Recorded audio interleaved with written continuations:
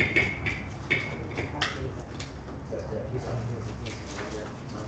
let's get to, I'm gonna call the order of West Tampa Community Development Area Community Rights Committee at 8:15 at 5:30 p.m. at the Good Education Foundation People Hall at 2306 North Howard Avenue, Tampa, Florida 33607. Can you have a roll call, Mrs. Brooke?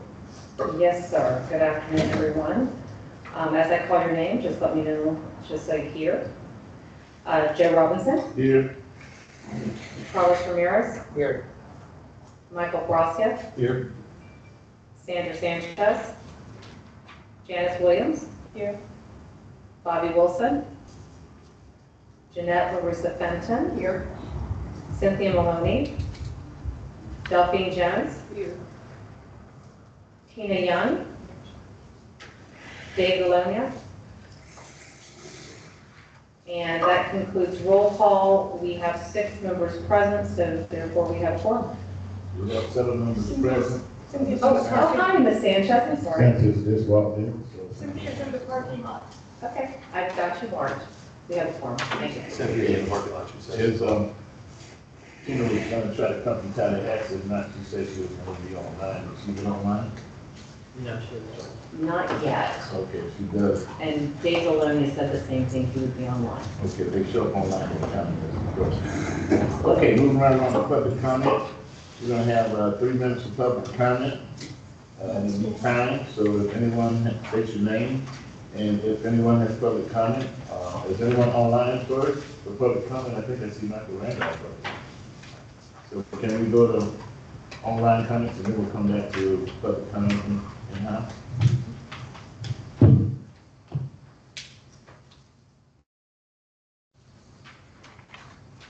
Good evening. My name is Michael Randolph, and I'm with the West Tampa CDC. I'm here this evening just to give some update to the community about our upcoming meetings and workshops for the spring and spring-summer initiative. These classes that I'm going to be talking about is anywhere from 6 to 8 weeks. The first class, and this is based on conversation with businesses throughout West Tampa as to what their needs are. The first workshop is Understanding Investors and Lenders. Here you're going to gain insight into attracting investors and securing loans to support any entrepreneur business. The second workshop, and this is for nonprofits, is based on professional grant proposal, how to master the art of crafting wonderful proposals, especially during this time when nonprofits are facing a reduction in funding. The third workshop is creating a bankable business plan. Here, the business will learn how to create a bankable plan in order to get funding. The next workshop is on sales and marketing 101, building the skills necessary to elevate your sales strategy. The fifth workshop is Artificial Intelligence, ChatGPT, and the Web 3. According to the McAkee Institute for Economics, while technology has the potential to widen the gap, racial gap, it is also possible to shepherd this new technology to be inclusive in the way it yields equitable benefits to both the Black and other marginalized community. What's important, he says that this technology could close the racial gap. The second is the meeting for the West Tampa CDC to talk about our 5-year plan. The seventh workshop is on home-based initiative, working with people to modernize their talent. And then finally, community online survey will be going out throughout the community just to get a feel as to what should the next 5 years look like. We're going to follow up also with a meeting with the related group and the other partners related to the Road Yard deal, just to bring the CAC updates. Thank you very much. Okay, is anyone else online? If not, we'll move to in-house. Is anyone in-house that wants to make public comments? 3 minutes. If not, we'll move on with the agenda. Next item is the approval of the March 18, 2025 meeting minutes. Is there a motion to approve the minutes? Is there a second? I'll second. A motion by Mr. Miller, second by Mr. Long. Note that Mr. Long and Mr. Bobby Wilson are here.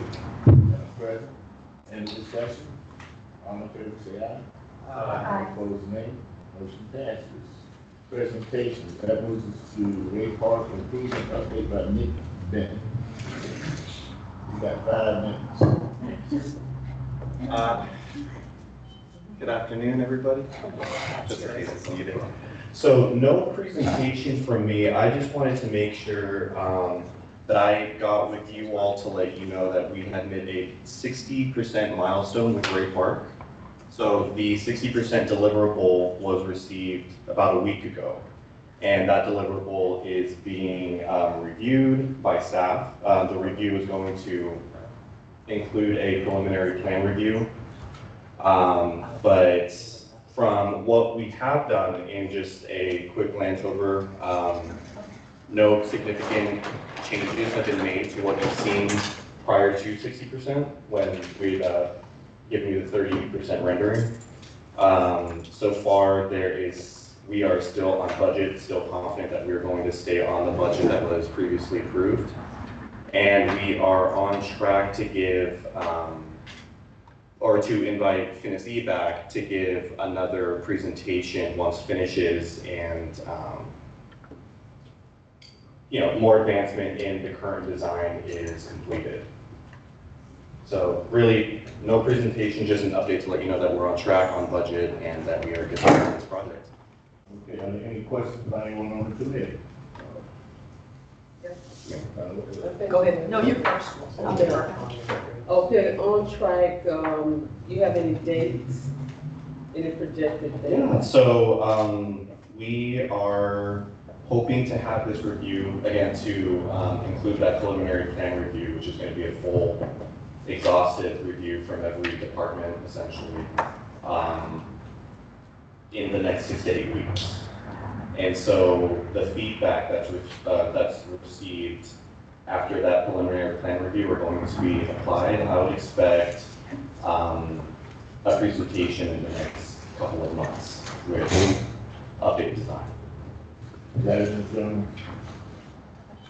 Still trying to figure out the date. It's for a specific date, right? Yes, What's some the work specific closed. date? Some work closed. Do we have to look? So, Do you have a specific? People are asking me this. Yeah, So Do I'm we have a asking specific you. date, yes or no? no specific date. So you just give us some, maybe 6 to 8 weeks, that may or may not. Right? 6 to 8 weeks submitted for What does the preliminary plan contract review. say with the construction now? What did that contract say? It's supposed to look, because the next level is going to be 90%, correct? Correct. So when is 90% drawings due? So I don't have the date for 90%. I know that we are on track for GMP finalization, so around that time, fall of 2025, no specific date. But when this throw it, will you please don't bring another person in here if they don't have specific dates? We said this 2-3 times in a row. We want to know specific dates. I know that there is a date in a contract that the CM has.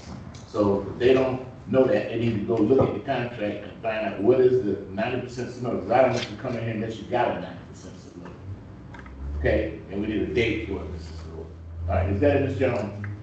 Next, Mrs. Johnson. Did anybody over here? Okay, let me, I saw. He was like, I'll defer. okay, Mrs. Thank you. Williams. The $1 million request, is that separate from, That's separate, that'll be a follow-up conversation. will that be after Yes, ma'am. Tennessee makes some presentation? That'll be after today, or after me. It's the next item. Oh, It's the okay. next item on the agenda. Anything else, Ms. Williams? No, that's Okay, also note that Mrs. Tina Young is in place. Looks like the fast quick from Tallahassee. All right, Mrs. Fenton. I know you don't have exact dates, but in other words, and in between the two of you, your professional knowledge, in other words, once we get to 90%, almost done, what's a very ballpark of when we can expect a groundbreaking based on 90% in the fall? We talking another month or two? We talking about still groundbreaking in 2025? I would say January of the next year. would be a reasonable Yes. expectation. Yes, So when with a 12-month construction period following With a that. 12-month, and then, well, and this is for Parks and Rec, but I guess we'll have a report from Parks and Rec as to what's the plan for the kid, you know, I'm glad it's in January, because at least they're in school. Yeah. But to accommodate these kids that aren't gonna be able to use, I'm assuming the park is gonna be entirely shut down. Yeah, but not the building now. Right, so, and so I would hope that we would have some report from Parks and Rec as to what's the plan to take care of the kids in the Yeah, so building. Tony Monk is all over that during our recurring meetings. We're trying to get finalization on surety regarding 2025 programming. I can have more details for you on that. Thank you. Mrs. Maloney? Thank you, sir. I had a couple questions about, have you seen this 60% finished plan? Yes. Okay. Can we review it? Why can't we review it in a more piecemeal kind of as you see it basis? Because it's just like, we're waiting again, you know, to see the finished version, and if we have any questions or revisions that we think are required, and we discuss them, and we agree on them, then it delays the project even further. Yeah. So, The parts that are going to be added to the 60% that you see are going to be like facade related type details that haven't been figured out yet. So Okay. Tony Monk would like to get it to a place where visually it's going to be, you know, we're able to discuss, present, and get approvals. there were questions though about things like adaptive playground equipment, who's gonna pay for that? Where's the money coming from? To what extent are we providing it? And what other playground equipment will there be for like little kids, babies, you know? There's a lot of basketball here, but I don't know what else specifically is available at the park, and I'd like to know. So that's all. Thank you. Is that it, Ms. Maloney? Yeah, Mr. Ramirez? thank you. You guys hear me? Very good. All right. Couple things. I find it a little disturbing that the schedule is kind of loosey-goosey. Whenever I submit a project, I have to submit a schedule. If I'm off that schedule, I have to make sure that I have a new one with new dates and a correction plan so we can not miss our deadlines. The fact that we don't really know, I mean, the only time that's ever happened is that we have like a right-of-way phase, and that's just gonna take a long time. But I don't see this project having anything out of the ordinary for us to be so loose with the schedule. So there might be a reason, we don't know. There might be a schedule, you may not have it, but I think we need to have those questions answered to make sure that we're moving along, you know. Yes, sir. I can have the specifics very well. Thank you. The other thing, to what Ms. Maloney was saying, I was on the West Tampa River meeting this morning, and we had just gone through a 60% submittal, and we went and gave comments. It's not a bad idea to have one member of the CAC, and I say this very carefully because I don't want to create a situation where we are either having scope creep because of CAC members or changing something last minute, causing some issues. But I think it's a good idea for there to be a member of the CAC to be one of the stakeholders to review the plans, 60, 90, 100%, or even just 60 and 90. Just so we're able to make sure that everything that we've discussed until that point has been looked at. And if it hasn't, then we have an opportunity to make a comment, and then, you know, the city or the developer can go ahead and answer as to why that wasn't included. And it might be a good reason, but, or it might have been missed. But we want that opportunity to make sure that we are making sure that what the community has asked for is being included. Yeah. That's all I had. Thank you. I agree with that, and I was hoping, for example, I don't know what you're doing about the mural. I don't know if it's being copied or photographed and mounted. I mean, it just, there has to, that's an essential, I think, a lot of people have expressed that that's very important part of the park, and they want to retain it, even though, they're tearing down the building. So what can we do about that? What is being done about that? Who's addressing? So again, all of those design considerations were included in the scope that was, the budget that was approved, essentially. So what we plan on bringing to you is a detailed presentation on that with Finicity once we're closer to 90%, so that those details are more fleshed out. Today's update is just to let you know that we've met that 60% milestone. Okay, is there anyone else? If not, I'm passing the gavel to you. I want to make a motion that Mrs. Brenda Thrower get us the schedule as it exists right now for 60%, and a set of 6% documents, drawings, be emailed to us. So I can see exactly what's going on, because I don't appreciate somebody walking in here and giving me 6 to 8 weeks and no specific date. I know this is an infrastructure project. It's got a specific date. The CM has a specific contract. There is a schedule for the contractor. And if the schedule is not being made, then you need to talk to the construction administration and tell them somebody needs to be fired, or somebody needs to be relooked at, because they're not. So that's my motion. Is that we did? Motion on the table, can I get a second? Us. Second by Ms. Jones, any discussion? Can we get I know you guys are thinking about doing a presentation at 90%. Can we get a presentation, Joe, I agree with you, let's get the schedule, I'm a visual person. Can we get a midsummer update with whatever, somewhere between 90 and 60, hey, this is where we're at? Yes. I mean, yes, because I think that would help a lot of questions. And I agree with Carlos, maybe have someone sit in the meetings, make sure we have a good grounding of what's happening. And then come midsummer, before the 90% is done, make sure everyone's good, so we don't have that scope creep when it gets to 90%, oh my God, what happened? So we keep everything. Yeah, so what I would suggest, and I appreciate the motion, is that why don't we just reset this and have another presentation where we have the full team here. We don't have Tony Monk here, and we'll get the plans with the schedule and all that. Okay, and I And would, so we have 2 more meetings before we break for summer, so we could do it. next month, we're not horsing around. This is taking too long. And I know it doesn't take that. That means the CM's got other work they're doing. I know they got other work and they're overloaded and they can't put the time to this. Doesn't matter. They got a contract, they got a deadline, they need to meet it. And the city doesn't need to acquiesce a CM not performing.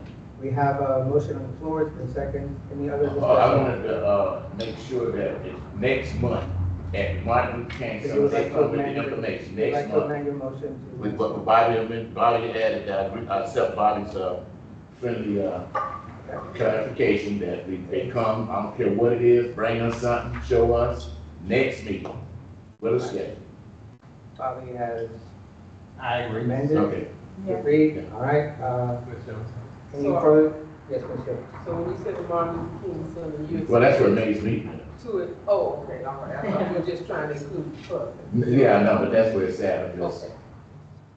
All right, all in favor say aye. Aye. Any opposed? Motion passes. Thank you, Mr. Chair. Back to you. Okay, next on the agenda is Ray Park Streetscape Improvement Project, Mr. Bryce Berry. You got it, Beringer. Good evening, everybody. My name is Bryce Beringer. I'm a planner for Tampa CRA. This item is kind of in conjunction with the previous one that Nick Bennett had just presented. I don't have any additional presentation materials aside from the materials that are already in your packet. There is a site plan that is shown on your screen. This material was actually created by Tony Monk just to outline and provide a visual idea of the type of improvements that we would be looking to incorporate around the streetscape around Ray Park. We are respectfully requesting the additional allocation of $1 million for construction and design services for these improvements around Ray Park. Eventually, we'll go ahead and bid this out for a design build project. We have been working, obviously, with Parks and Rec staff in addition to mobility and DGM staff as well, just in our discussions regarding the parking minimums and so on and so forth. I would be more than happy to answer any other questions that you have about this item. So feel free. Okay, is there any questions from staff, from committee, Mrs. Maloney, then Mrs. Ruth, Mr. Maloney? Thank you, Mr. Um, I thought we already had allotted money for this project, and now we have an additional layer of, it's like, oh wait, but we forgot to get money for this other stuff. And then I want to know too, specifically, the streetscape improvements, is this doing anything to improve our stormwater management in our neighborhood? Are these trees being planted above water retaining vaults? Are there other considerations? Is there a lot of infrastructure? Because $1 million for landscaping is a lot of money.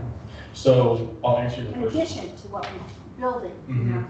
I'll touch base on your first question. So the allocation that this committee has previously made to Gray Park only applies to the space inside of those boundaries on the diagram. Yeah. This funding would only apply to the right-of-way around Gray Park. I will note Twitch Street on the east, that is not formal right-of-way. It's actually within the boundary of the park, but for the purposes of this project, it would be included in those improvements. The plans that Finney has created for the actual park itself do not include any type of improvements along that section of the park. I don't know why Twitch Street is not formal right of way, but again, I just wanted to clarify that for the record. Part of the park, So- why isn't it meant, it's technically part of the park, why not make it part of the park? Why do you need a street there? That is a question for mobility and parks and recreation. My guess, when you look at this area on a map, there is what looks like an alley directly to the east. You can see part of it on that diagram. My guess is that it was formerly vacated. The city probably came in at one point and paved Twitch Street just to add an additional option for circulation in the area, just because there aren't any alleyways along this block. I don't know that for sure. That would have to be a question for whoever made that decision at the city years ago. So, but to answer your first question, they're separate funding allocations essentially. You guys have allocated money for the park. This would be an additional funding allocation just for the streetscape. Okay, and then what about the stormwater management? Yes, so Parks and Recreation has been very proactive with ensuring that whatever trees we're putting in will be successful and won't interfere with any type of stormwater mechanism that's there. We are planning, we're going to try to plan, obviously, to improve the sidewalks in that area. Those will be required to adhere to any stormwater requirements that the city has established. So that will be taken into consideration as well once it moves forward for development.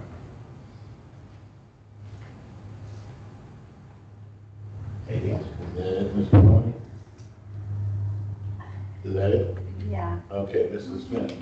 Yes, two questions. I guess I'm trying to understand the timing of this, because I'm not sure why this didn't come up like at the very beginning as a part A and part B. Like now we're 60% in and all of a sudden this is coming up. I don't know why, what precipitated, number one. So I'd like to understand that. And then number two is, this is work in the city's right of way outside the park, which is all fine and good, but any possibility of cost sharing with the city? I mean, they're coming to the CRA to fund this, but what about any funding from general revenue or? Sure, we can certainly explore that avenue. The risk that we run if we rely on the city is having it added to a list and then having it sit there and it never being done at all. With this particular instance, we have a unique opportunity to obviously not only improve the park itself, we're already doing that, but we have an opportunity to also draw upon the parking study for this district, add those improvements, and also ensure that the sidewalks around the park are ADA accessible too. That is certainly a discussion we can have with right-of-way just to see if it's even a possibility. To answer your first point, I don't know why this consideration wasn't brought to the table when this project for the actual park itself was started. Our intent now, we don't want to develop this brand new park and then come 5 or 10 years, all of a sudden there's an issue with, the lights that are around the park, and we have to, rip up ground with this brand new park that we've already developed. So it's more of a comprehensive, we're trying to do an all-inclusive approach to doing the entire area surrounding it. So that's just the history that I have for you.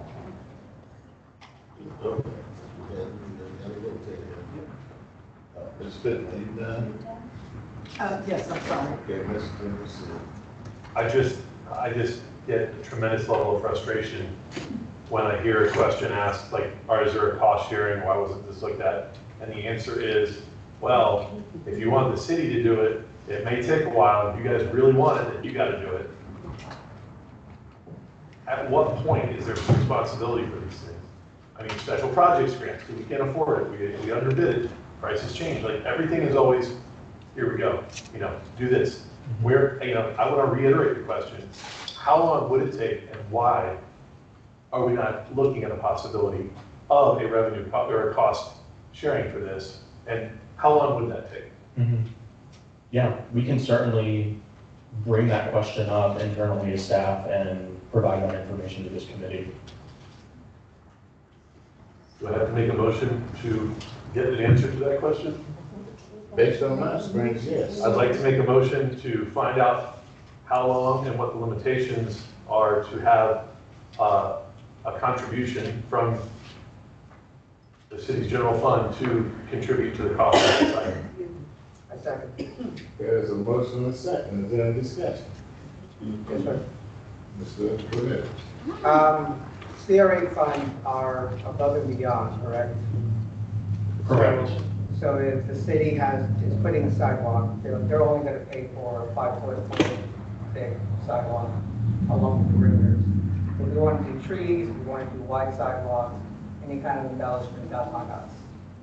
Correct. So the calculation should be pretty straightforward, I think, for them to calculate what it would be, for them to do it.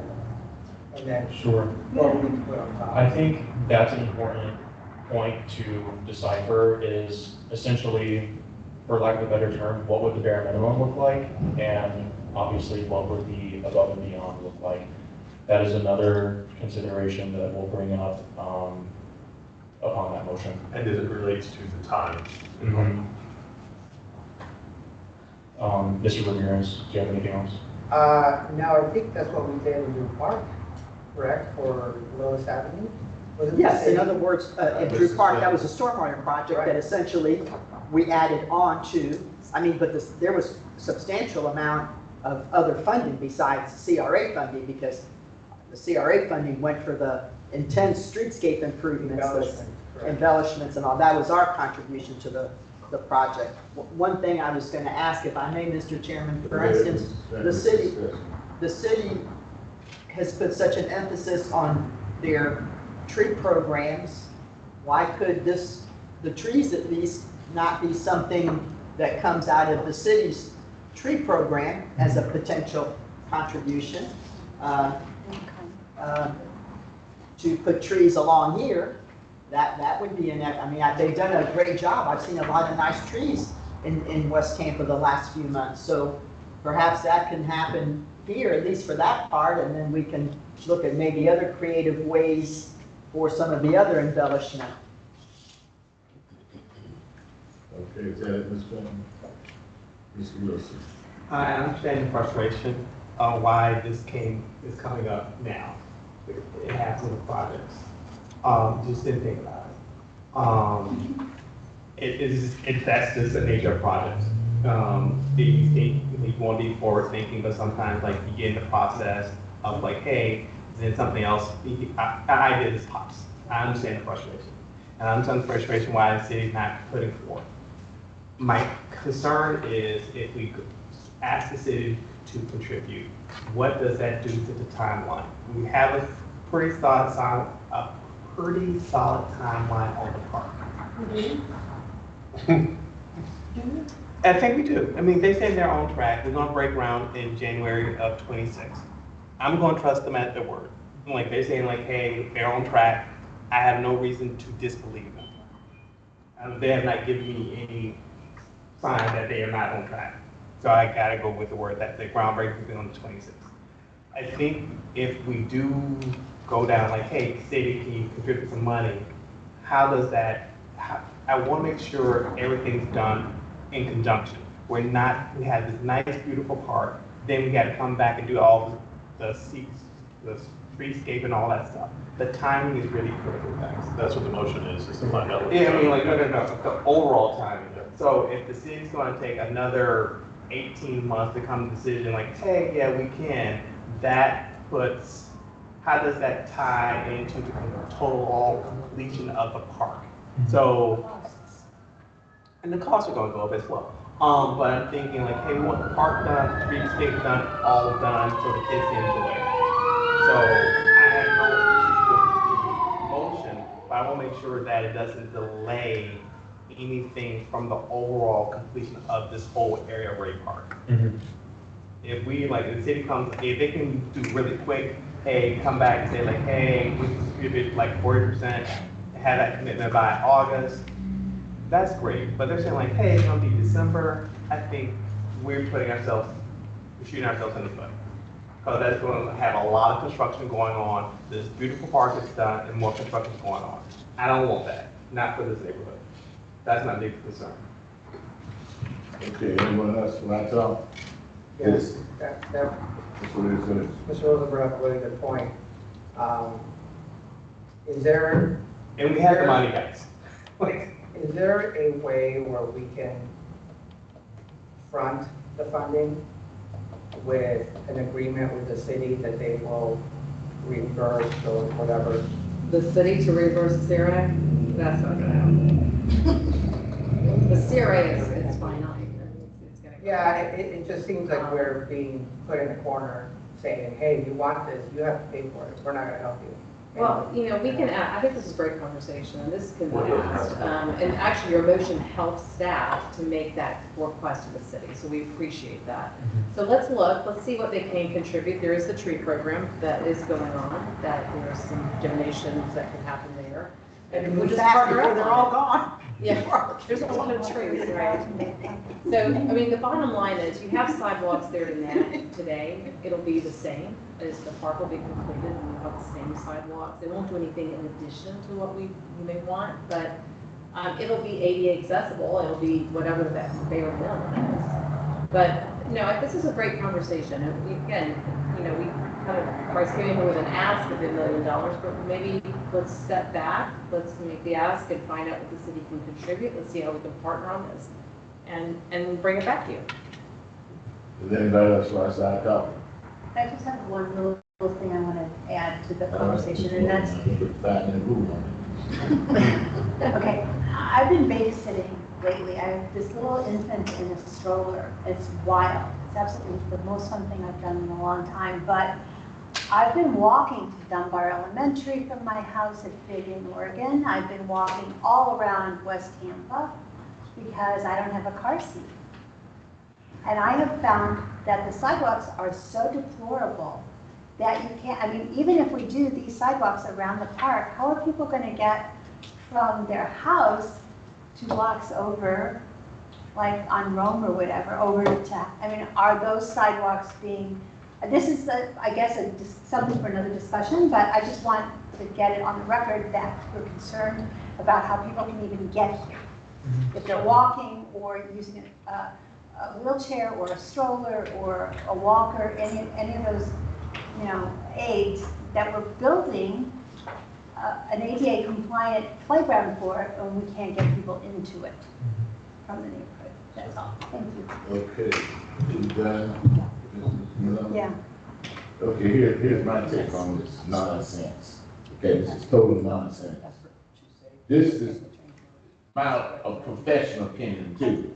This was poor planning. How in the hell are you gonna do a park and you don't deal with the surrounding infrastructure, the sidewalks, the accessibility, the mobility? Where you know you got the street out here being repaved, there's sidewalks out here being dealt with. Right out here though, they just repaved Howard Avenue, putting all these crossing lights, horse around with the sidewalk up there 4 or 5 times, it still ain't working yet. I haven't seen it last year. This is poor planning. Terrible poor planning. We've been talking about Ray Park going on 3 years from day one. This is poor planning. It's not a priority. When we, quiet over there. This is poor planning. And you know, this is just like, oh, we're just gonna go over there because we got them now in a just position. This is poor planning, man. That's what creates this. If you were gonna do a park, and you know you're gonna do the whole park, you should have done the whole act. Now you throw in these caveats. TWIC is not a right of way. What is that all about? TWIC is not a right of way? What is TWIC? Is it city-owned properties? What is it? Is it privately owned property? What is it? City-owned property, sir. Is it a legal street? Yes, It's a platted street. I believe so. I would have to confirm with mobility. You need to confirm. I'm asking a question and you can't answer. That's a problem. That's a problem.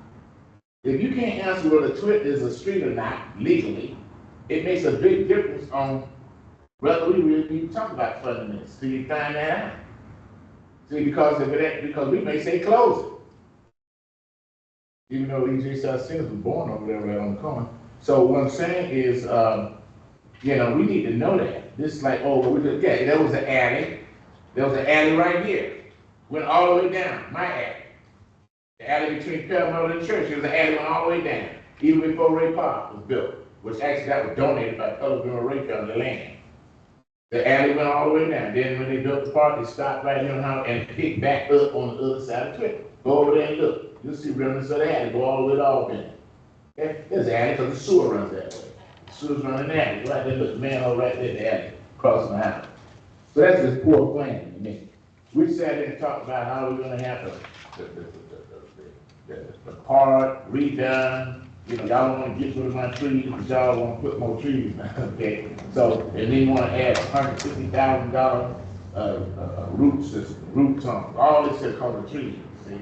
All this additional expense, because to me, this should have been, the CRA dollars are not be used for stuff that, so did the city ever plan to put a sidewalk up to do any improvements around Ray Park? Because if they did legally, we can't even use salary money for this. Because if the city has already in their plans to do an improvement around this park with street and mobility issues, then we should be funding it with CRA money. That's the law. And we're not supposed to fund something that the city's already got in their budget. Okay, in their pending budget. 3 years. Huh? 3 years. Well, is it or not? Nobody can answer that. Somebody bring me the answer. Okay, because I'm gonna tell you, you know, bring me the answer. Now the other thing about poor planning, okay, you know, which I understand we're gonna have to go forward with this. And then here's another thing that y'all ain't thought about. This man just said that, and don't start no clock on Friday, let me see. The man just said that they're gonna get another person to do this $1 million work. Okay? Why can't Finesse, whatever, have additional services to do this work? Why? Because if you start horsing around, gentlemen, ladies and gentlemen, with another bid process, add another 6 months to just get this part done. Add another 6 months, the man just showed you 6 to 8 weeks to come in with from 30% improvement from 60 to 90, and he don't even know if that's true. He don't know what the contract says the deadlines are. What do the deliverables do? That's nonsense. There are deliverable dates. There is a schedule in every contract. I got many contracts that say, and every damn one of them got a date. This study. The other thing is, I think you need to take a look, while we're talking about this motion, I guess it ain't passed yet. You need to tell us, Ken Freezy, Freezy, whatever, do this work. That will save us on scheduling and getting this work bid out. All of this nonsense has got to go on. They are more familiar than that with that site than any damn body can bid on it, because they already got the park, and they will also be able to integrate the design of the park into the surrounding streetscape. So it makes no sense to go get another person to come and turn that off, because I'm gonna violate the rule tonight. It's that you need to consider that. Okay? So I'm not being mad, I'm just being frustrated, because I know construction, and I know engineering, I know how it's supposed to be going, and it ain't going like that. It's like a dance. So I'm asking, while we going with this other motion, that bring back the schedule, bring back can BZ be asked to do an additional service because they're already under contract? So why not just have them add this to their scope? They're already gonna be doing the building, it was smooth to design, okay? And so that's my comments on this nonsense, but yes, Mr. Lucy, I was, No problem, Mr. Chair. I just wanted to answer one of your questions. What it appears from the legal description is that Twit Street is part of the park parcel because the legal description of the parcel talks about the vacated alley abutting thereof. So at least for the Twit Street portion of it, I can't imagine how, with a survey of the property, it wasn't included in the original design. correct, I mean, that seems like somebody didn't, poor planning. yeah? That's one way to put it. But, you know, that's another conversation, but, you know, we may have to ask, if, since we got to throw away money and do good things, maybe we want to say close Twitch Street. Well, And then Twitch Street could be, part of the park, and Twitch Street might just be parking for the park. it is part of the park. I don't know, but I mean designed to be parking space where you don't just drive through it as a street, okay? Are there houses? No, it's, Huh? Are there houses facing it? No, there's one, shed, one garage that the troops used to own that basically they turned into a little casino. Does Cherry and Palmetto have their own access? But it's just a vacated alley, Gotcha. that means that you ain't supposed to be going down it nowhere. Because if usually if you vacate, each side gets half. Well, we don't know if each side got half or the whole alley was vacated. That's a problem. We need to have an answer to that, Mr. Roy. Okay, we need an answer to that. You know, did I need to call Big B or somebody and say? No, this is we just kind of discovered. I know, what this is, Yeah. I know, since we're discovering tonight, that we gotta come with another million people, let's get ready. I don't have a problem with it, but it's just the way that it's been presented tonight, right off the cuff, and bam, here it is, and no thoughts been given to using the same person to expedite the procurement process, and say, Penzi, here's a budget right here, can you do it for that? And I'm quite sure they already got landscape, they got everybody they need to deal with this. They know trees, we don't went through all this with them with the park. And that would expedite, but we just let them go out and bid for separate things, it's gonna be a disaster. It's gonna be one person doing this and another person doing that. All right, is that enough talk on this motion? The motion, what's the motion, Mr. President? The motion There was a motion by Yes. Garcia Ramirez to determine, to determine how long it was going to take and what Cost cost sharing. could the city, did you read that? Could the city contribute to the project? And then there was further conversation, that was the motion.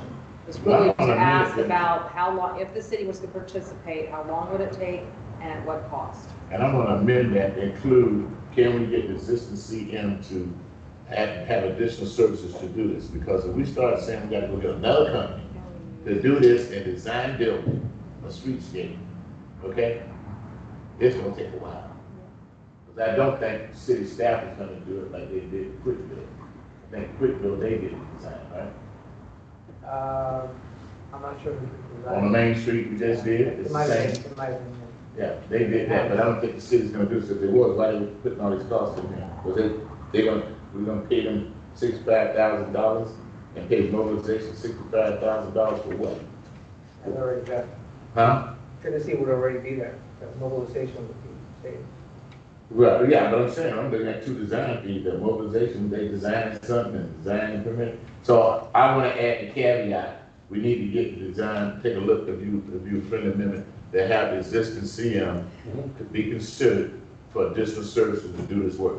Because I think it would keep. agreed, yeah, And and you accept yeah, I accepted it with also would hope to get some sort of an explanation as to why it was not included with the original scope of work if it was part of the parcel. If no more discussion, And I would add, like, if you could, like, have a response by no later than July.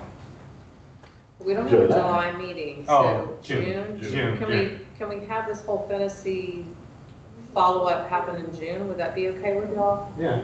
instead of next Instead month, of, just because we made, they give them time, get all this coordinated. and then have a all- whole that presentation. would, committee members, told me they wanna, we was asking for them to come back and Martin Luther King next month, but they're saying June would be more appropriate, give them time. see if some of this stuff we talked about can be done, And that get gives some the dates, city get time everybody to respond. coordinated, that gives them 60 days. Did you guys see the email from Tony to Friday? Huh? Did you guys see the email? I'm looking at it now. Tony Monk sent Friday? Yeah, I'm looking at, that's what I'm looking at, this cost and all, that's what I'm talking about. So this is based on our light poles? Our estimated the costs are based on lighting proposals from Pico and keeping the overhead line in place. Is that what stemmed the streetscape was Pico?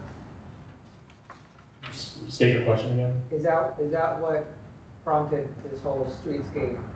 Topic? Yeah, that's one of the factors, Okay, was the lighting and the overhead, utility lines. gotcha. And Tony's proposing moving the fence line 5 feet into it, like Good, you were some saying. additional space. Like you were saying, okay.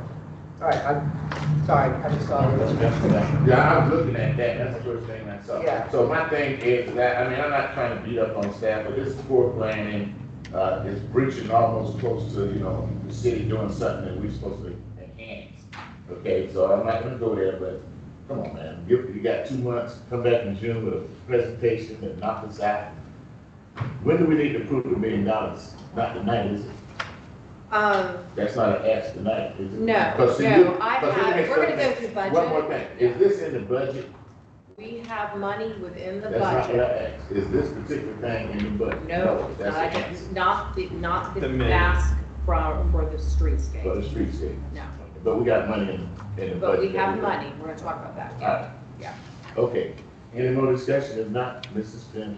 Just, and I don't know, this was for my own clarification, because I was always under the impression that Twit was a street I'd driven up and So down was I. many times. I'm looking at it, it's got a street sign, there it is, it's got houses all up and down it, so if that, I'm not sure what the dispute is, but it looks like a street to me with a street sign.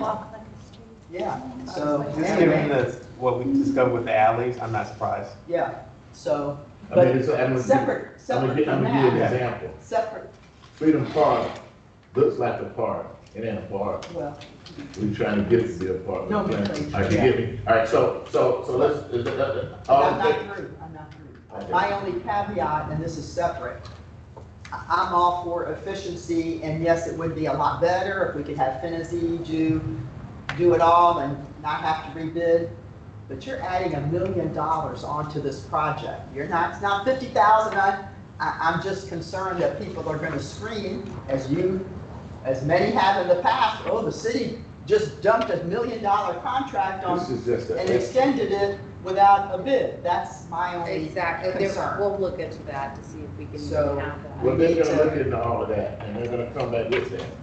Right now, I think that's the way to go. I don't think it's gonna cost this much anyway. This is a budgetary estimate from the city. Okay, from the city. We're the city. Yeah. CRA is the city. What are you talking about? City can't do so. We the city. They said city of Tampa, CRA. It's the same time. All right.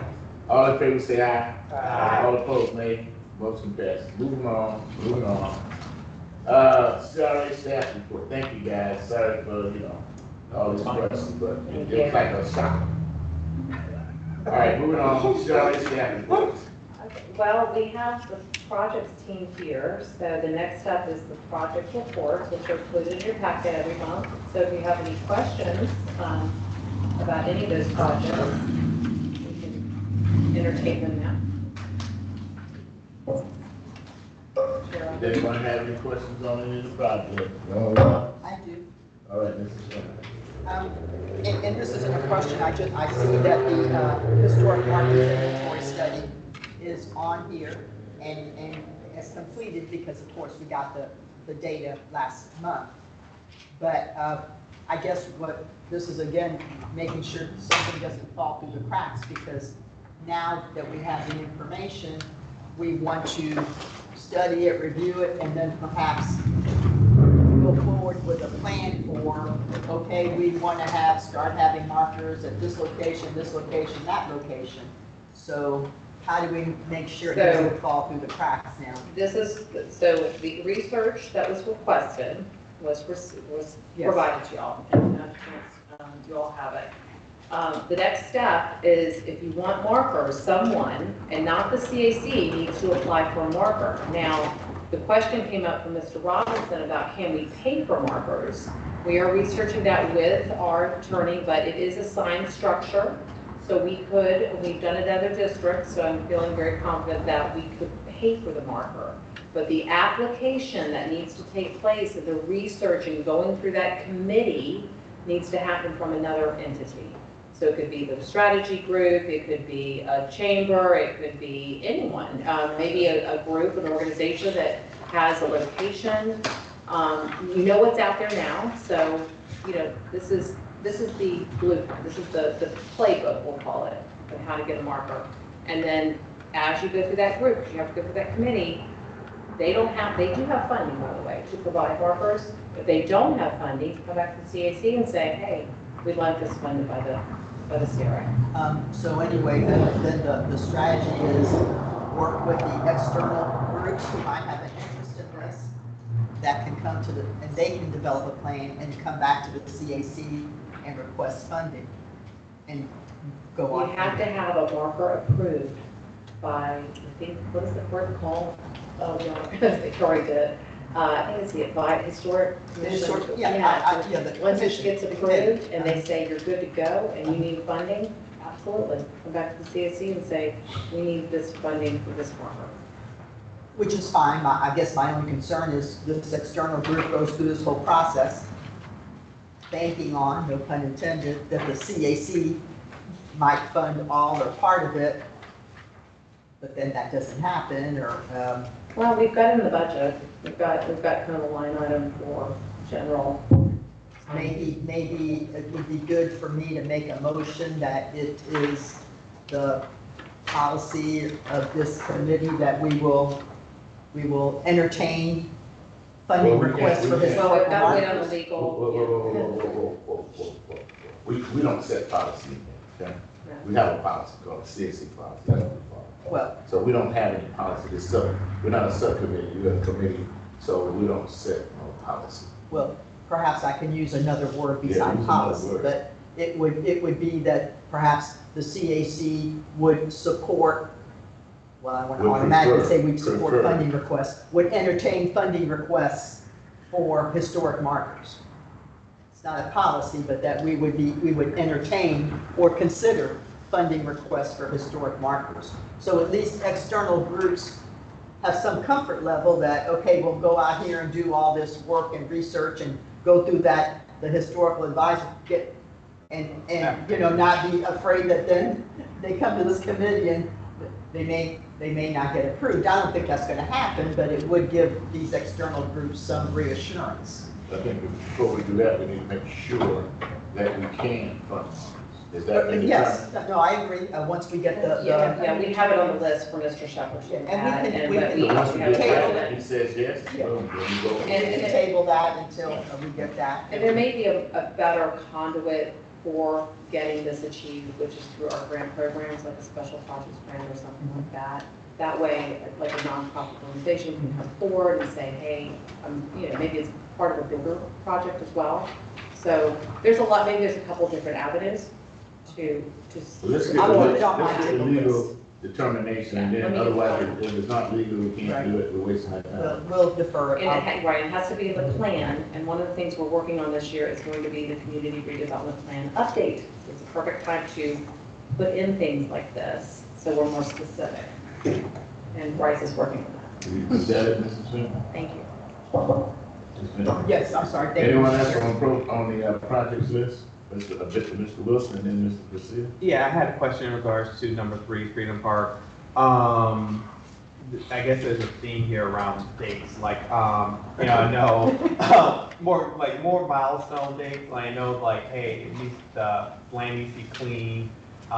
What's the timeline with someone the company actually coming in, digging up the dirt, and just cleaning up the site? And what's that date? And then, I know you guys working on procuring the design consultant. What's that time? What's that detailed time and those key milestones? Yeah, we're looking anyway. So for the soil remediation, the notice of intent to award was issued last week. The preferred firm has until close of business tomorrow to respond to the purchasing department. So that's moving right along. They should be able to move forward with the permitting process right after they presumably accept that award. Time-wise, I'm hoping to have a design firm on within the next 3 to 6 months. And again, for the design portion of this project, it's going to be design, bid, build. So it will only be, that firm that we procure will only be responsible for creating construction-ready, permit-ready documents. And then once Parks and Recreation is able to, I guess, absorb the park into their inventory, the time frame is going to be an answer that they're going to have to answer. So let's back to the soil remediation, like, okay, the preferred company has until end of tomorrow. If they say yes, permitting, what's the tentative date? It depends. It depends on how long permitting takes, but in terms of them actually starting to move soil, I would say within the next 2 months. So midsummer. Midsummer. Okay. And how long do you think that'd take? That's tough to say. I don't know off the top of my head. I would have to ask my supervisor, Melissa Martinez. Okay, if you could, like, next time in May, just give us a little bit more detail exactly, like, you know, hey, got approved, like what their timeline is for completion of the soil remediation, and then also like, hey, a little bit more details around the design consultant, like where you guys are, just more key milestones. So it's like neighbors are asking like, hey, can we give them midsummer, like, you know, some things are flexible, but again, like have some list more meat on the bone. Yeah. Okay, let's see, Mr. Ramirez. Let's see, Mr. Yep. And then Mr. Ramirez. So the number 8, it's really more of a, I don't know when to bring this up. It was more of a comment, since I can't speak in public comment, makes it a little bit more difficult. The Main Street corridor study. I know as we look to the future Main Street pedestrian environment we're trying to create, I've spent much of the last week at different times on the corner of Main and Albany. And I see the difficulty of potentially that pedestrian environment as people blow through that flashing red light at a rapid rate, which was my concern a while ago. I know all the studies say that stop signs work better, but I don't think they checked with West Tampa on that study, because it has been nerve-wracking. I mean, I saw 2 people almost hit. And I mean, this is just in a time period. I saw at least half of the cars not stopping at all. It's problematic, and there's stop signs up, and there is a flashing red light, and I don't know what, looking forward, can be done to that. I hate to see it as a reactive measure to have police there, but I thought that taking the light away was a mistake to begin with. Just because I know the tendency of drivers, and I've watched them, and people come flying down from both directions, and it's rare to see someone will stop. I would encourage anybody to go see it themselves. I don't know really that there's any dial back to the clock on that, but I see it as somebody's going to get hit there. And I don't know what can be done. They've done the street improvements. There hasn't been anything to slow traffic. There are no speed bumps. You know, we don't really have anything. Again, didn't know when to bring this up. The Main Street corridor study kind of prompted the memory of, of when to bring that up. But I think as we look towards the future Main Street as a pedestrian environment, that's a strong consideration. If the speed can't be slowed on Main Street, it's not safe for people to cross that road. It's no different than Howard Avenue or Armenia at that point. So. Go ahead. I'm not done yet. Hold up. Mr. Ramirez and then Ms. Jones. Okay, I got a few things, but I want to hit that first. When Mobility came here, they were going to keep the signal up for 6 months, I think, to see how things worked out. And there was a possibility that if it wasn't working out, we could always revert back. I don't know. Last time I went to get some Filipino food, I didn't even look at the signal. Just flashing red. Is it still up there? It's up, but it's just flashing red. Second question. Have you called mobility and reported all these close calls? I have not, but I talked with the tenant there on the corner, and we were talking with Tura, and she has been calling mobility to try to get all of the stuff moved, to get the lines painted. She's Okay. talked with them about that, the fact that this stop sign thing isn't working. Okay, And, I mean, she had to fight to just get them to finish painting lines. okay. Can I make a motion to get an update from mobility on these complaints and close calls at this corner? Is there a second? Second. Any discussion? All in favor, say aye. Opposed, nay. Motion passes. Staying at this corner, or staying at this project on Main Street, streets have been closed without warning to the businesses or to the community, and it's quite ridiculous, actually. I don't understand what's so hard about sending a message to the community saying, hey, we're closing the street. Nothing. I mean, it happens in my neighborhood too, so I know it's not just them. I think we need to do better, and I don't know as a CAC what we can do, but man, if on my projects, if the communication was like that, I'd be fired. I'd be fired. All right, to my original list. Number 6, that's a notice to community and businesses. Number 12, the special project, the West Tampa Multimodal Network, which is the West Tampa River Walk. Like I said, I was at the meeting this morning. My update is that we submitted 60% plans. We did, since I'm on that committee, I was able to review the plans and make comments, and I sent it over to the engineering firm. They're working through those comments right now to give us responses and to update the plans.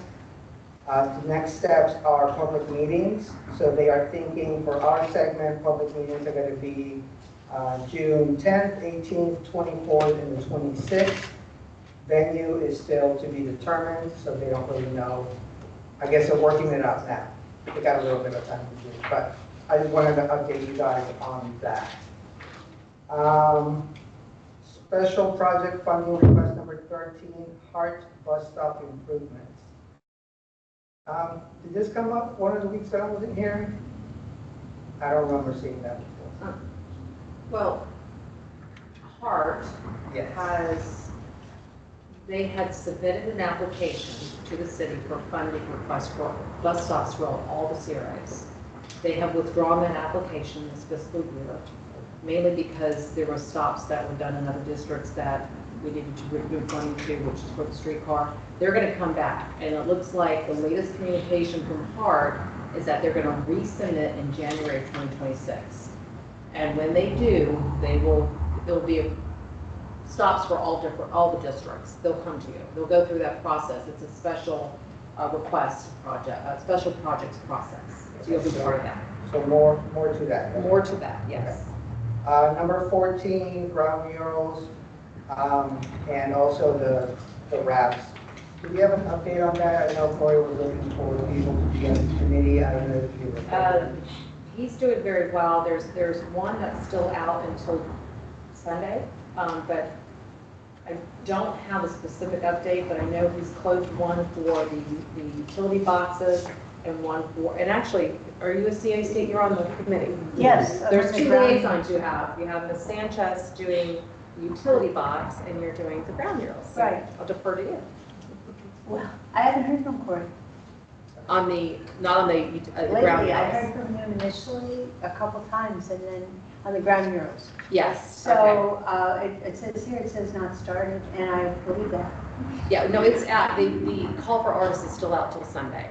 So Okay. you're probably not gonna hear about that. On the other one, the utility box, they have a meeting scheduled for Thursday afternoon. Ms. Sanchez is on that committee. And that is for the utility boxes, and that's to select the artist for those boxes. So that one's moving forward. And then the last thing I have is number 17, the community redevelopment, CRP update. Did we select a firm? We are in the process of selecting a firm. I just sent an email to contract administration today with our preferred top three, with number one being the one we would like to proceed with. Once we officially have that firm procured, assuming that they want to proceed with the project, I will update that on this form. I just need to get on something. Yeah, absolutely. Thank you. That's it, Mr. Chair. Mrs. Jones? Yeah, I just wanted to, comment on, four-way stop, because I had a question about that, I was gonna say something about it.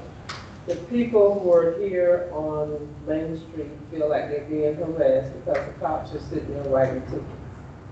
So just like you said, it was supposed to be a 6-month period, and it's supposed to be an evaluation so we can figure out if it's functional or not. We all know it's not functional, because I've been down there myself, sitting over at the tire company, just watching stuff.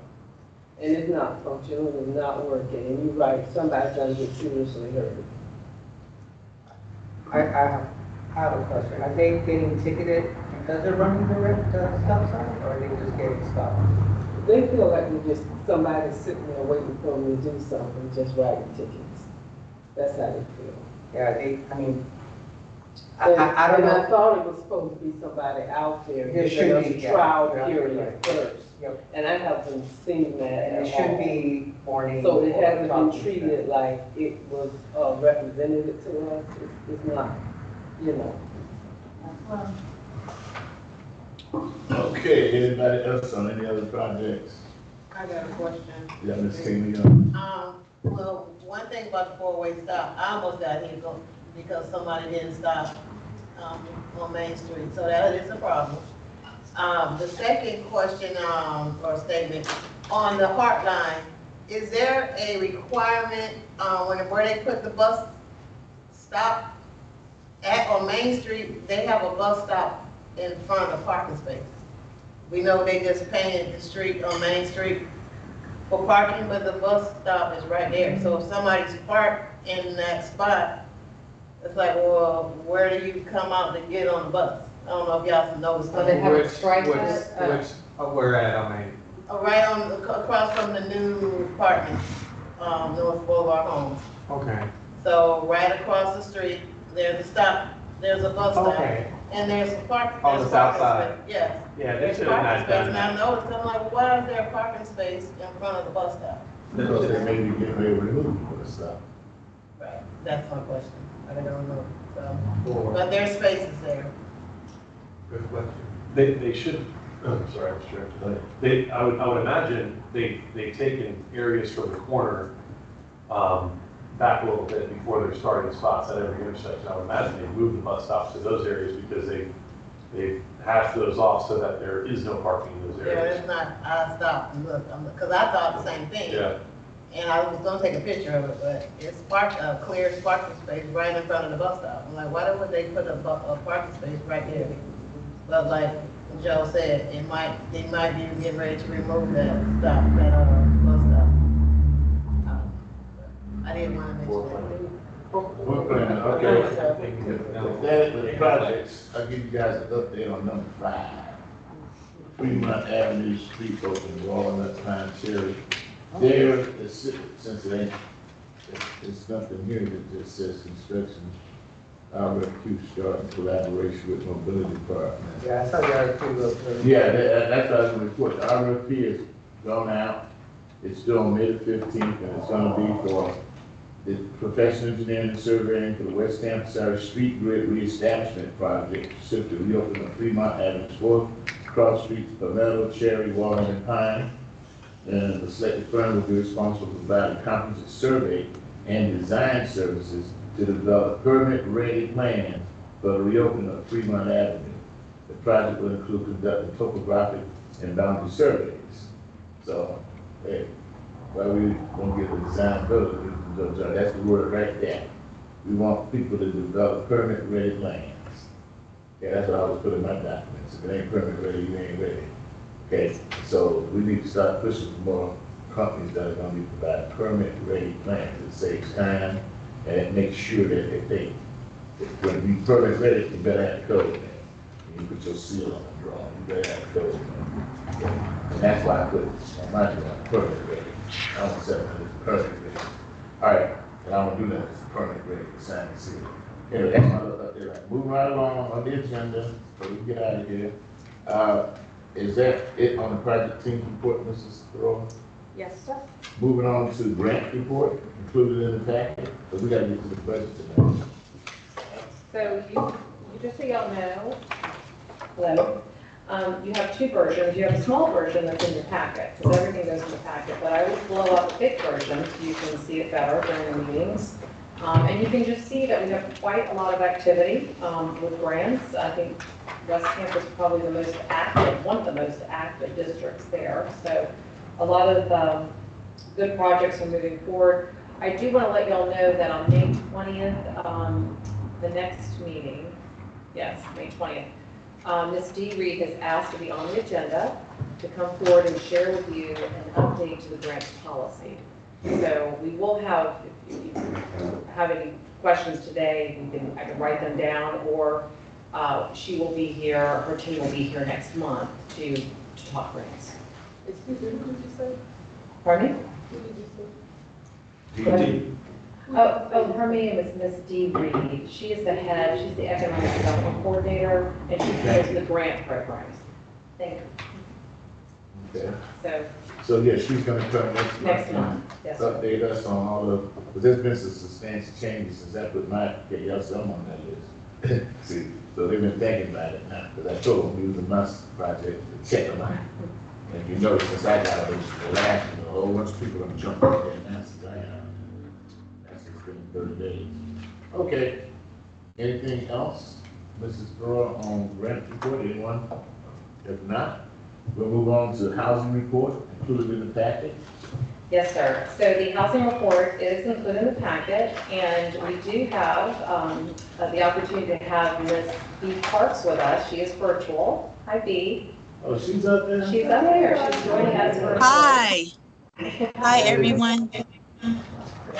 Hopefully you can hear me. I'm excited to bring some news about housing. We are in the process of, thankfully, we got approved by the CRA board to have HCP, which is our marketing firm that actually used to do only eBoard, but now they're going to be helping us with a little bit more efforts across all of our CRAs to do some more specialized marketing for the rehab and down payment assistance programs for West Tampa. But I am excited to say that we have 6 pre-construction houses already. What does that mean?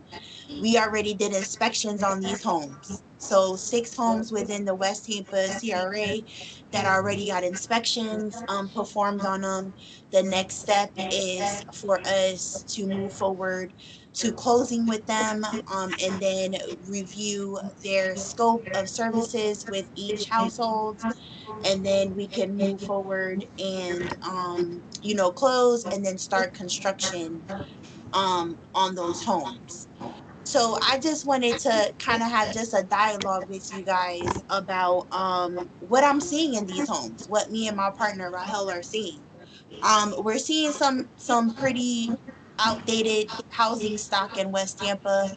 We're seeing some big issues with structural damage. This just comes with years of deterioration. Of course, the hurricanes add to it, but the hurricanes are not the main factor. It's just years of individuals not being able to update their roof, make sure that they're able to keep up with any foundation issues, deterioration of their kitchens, of their bathrooms. This job, I love it so much, but it does pull on the heartstrings when you're walking through people's houses and you see the type of living conditions that people are living in. But I'm excited to say that we have 6 that we started the walkthroughs. We have some great contractors on board through the City of Tampa's job ordering contracts.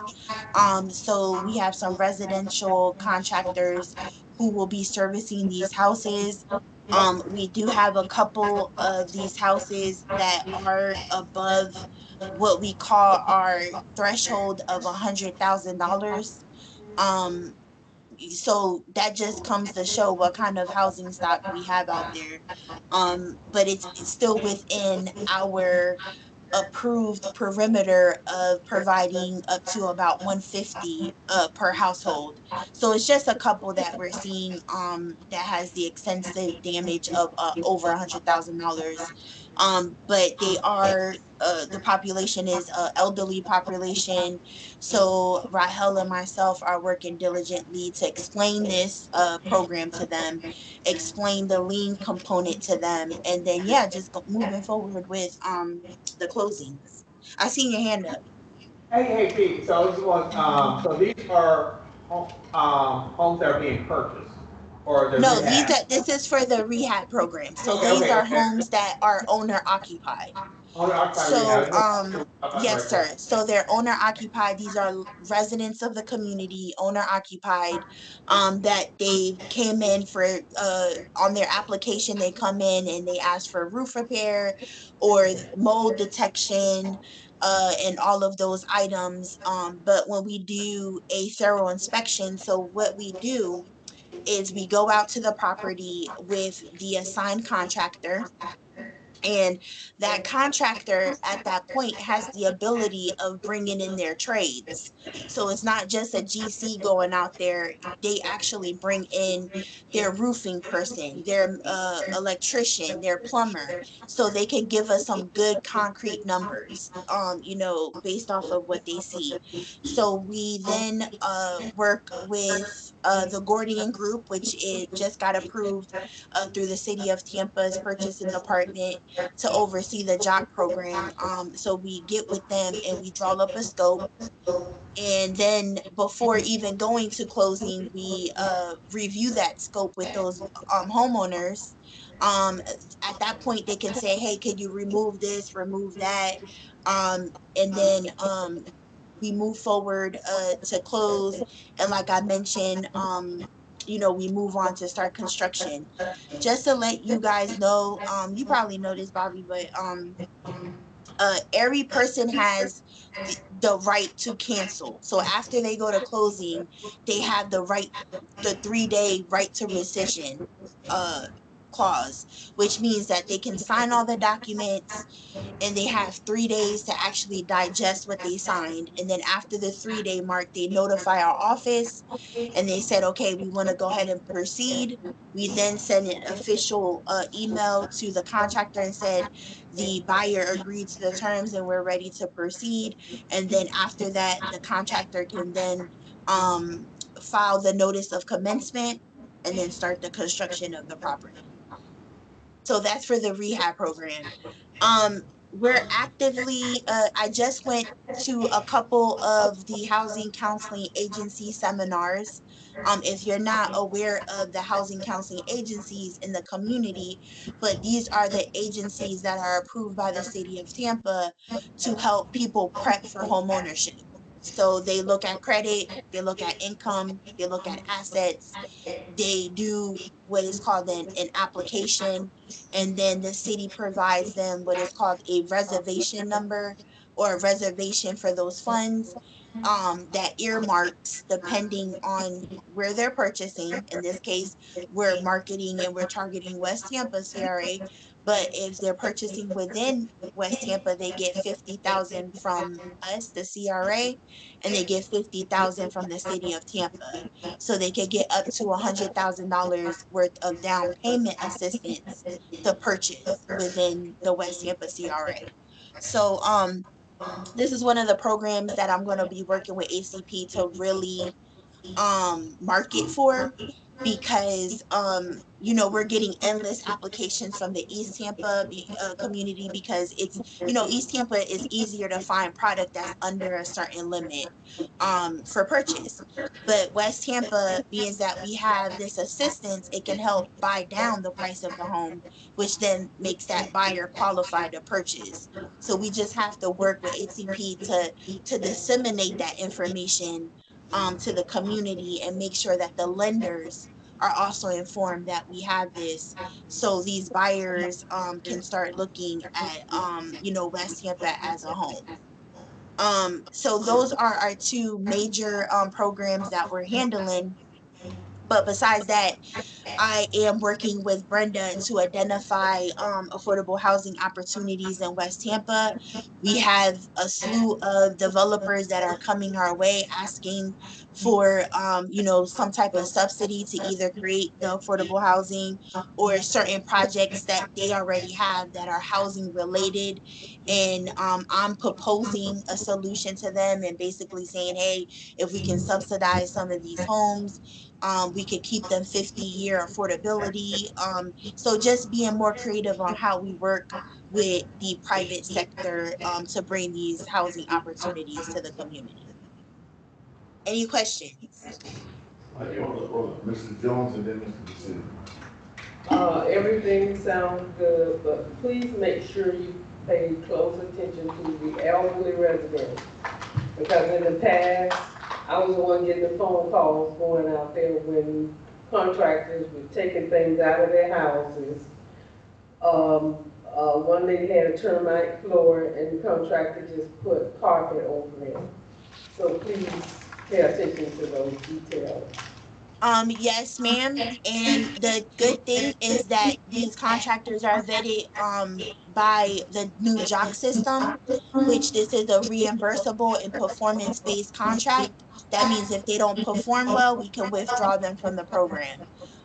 So that's one of the good things. But yes, we do have those dialogues. We walk these properties ourselves. So we notate, take pictures, make sure that we communicate this, and then follow up once construction starts. Is that it, Ms. Jones? Yes. Ms. Proceed. Yes, B, how you doing?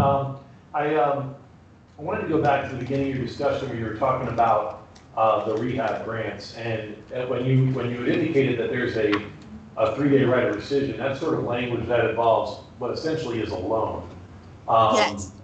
And I'm assuming that's where it comes into, because there is a lien placed, and if it gets sold, then I would assume some regulatory agency would have treated that as a loan in essence, albeit a non-interest loan, but it's a loan nonetheless. How long does someone have to own that before that doesn't have to be paid back? Okay, so if they use the full amount of assistance, it is 30 years. So 100,000 equals to 30 years that they have to stay in the property. So the process is, if that individual, God forbid, that individual is an older individual, within that 30-year mark, let's say they get the full assistance of the 100,000, but it is tiered up. So for example, it is based off of the assistance amount. So I'll start with that. But if, let's say, God forbid, the person ends up passing away throughout within that 30-year period, we then look at the person that is willed that house. So it's so good that you brought this up, because I've been an advocate for these individuals to have a will. You cannot believe how many people don't have a will. They don't have a living trust, a living will, none of that.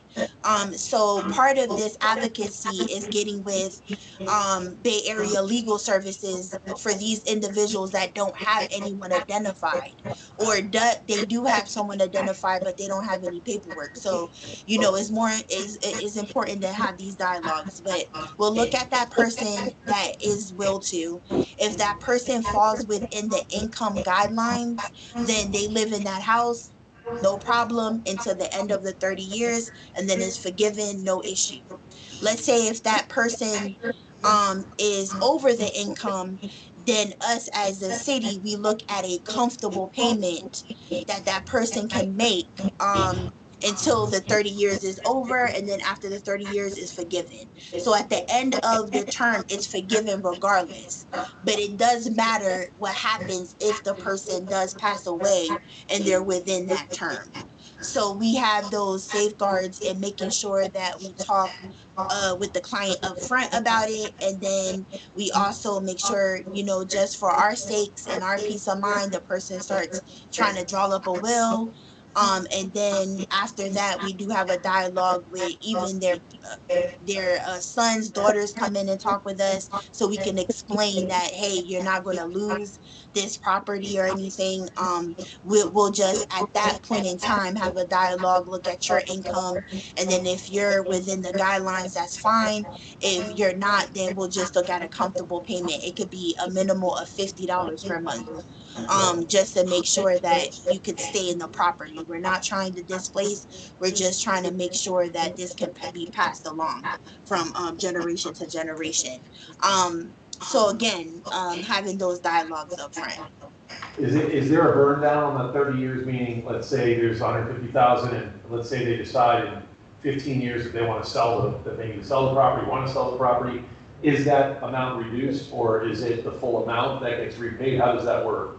Okay, so right now we look at so just to say full disclosure, we haven't had a lot of these situations happen. People have been just staying in their property through the rehab program. But when that happens, depending on the year, like let's say it is a 20-year term and it's halfway in, the city will look at what year it is and we'll look at a prorated payment for the rest. That could be that once they go ahead and sell the property and we're contacted, we then can look at a reduced amount that that person can pay at that time, depending on the year that they're going to sell it.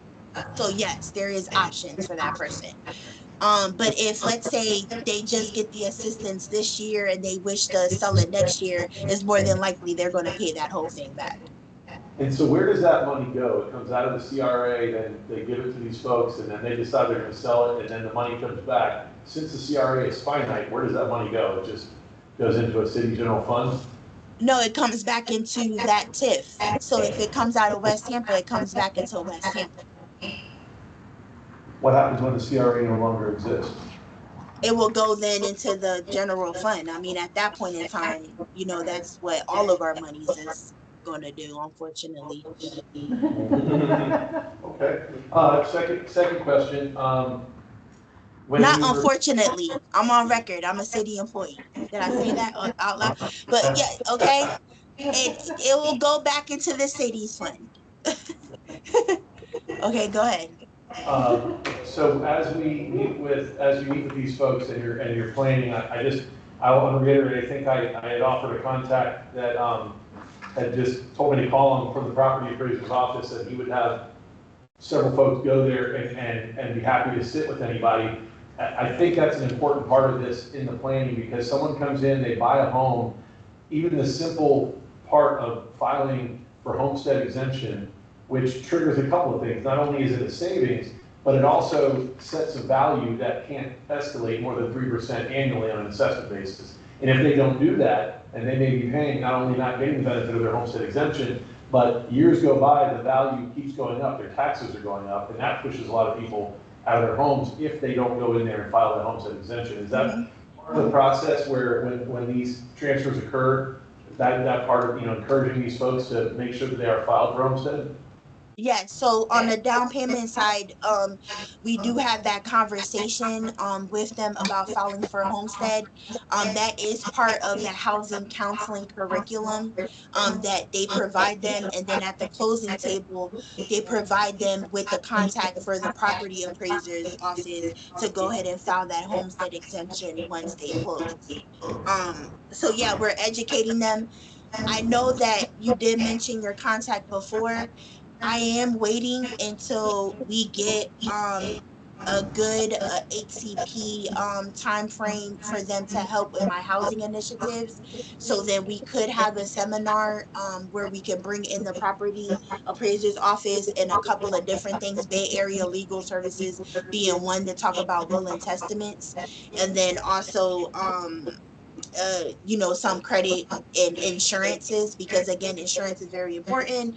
And then also credit throughout this whole process. Individuals think just once you purchase a house, you shouldn't maintain your credit and stuff, but you want to make sure that if your house is in good condition, you can use your house as an investment option as well, or building wealth. So just educating the consumers. But once I get HCP on board, which is they're on board already, but once they come to my side of the house and we start advertising to the community, we're gonna look into a seminar in West Tampa to educate the community about our programs.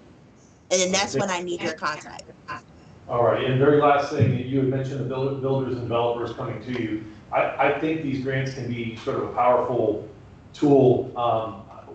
The Florida Housing Authority, yeah, well, the Florida Housing Authority, they would give grants to developers to provide for affordable housing. And basically the way they would do it is they would give essentially interest-free loans or grants that would eventually have to be paid back, but these affordable housing projects would have to be held for 3, 5, or 7 years, depending on the way the grant worked.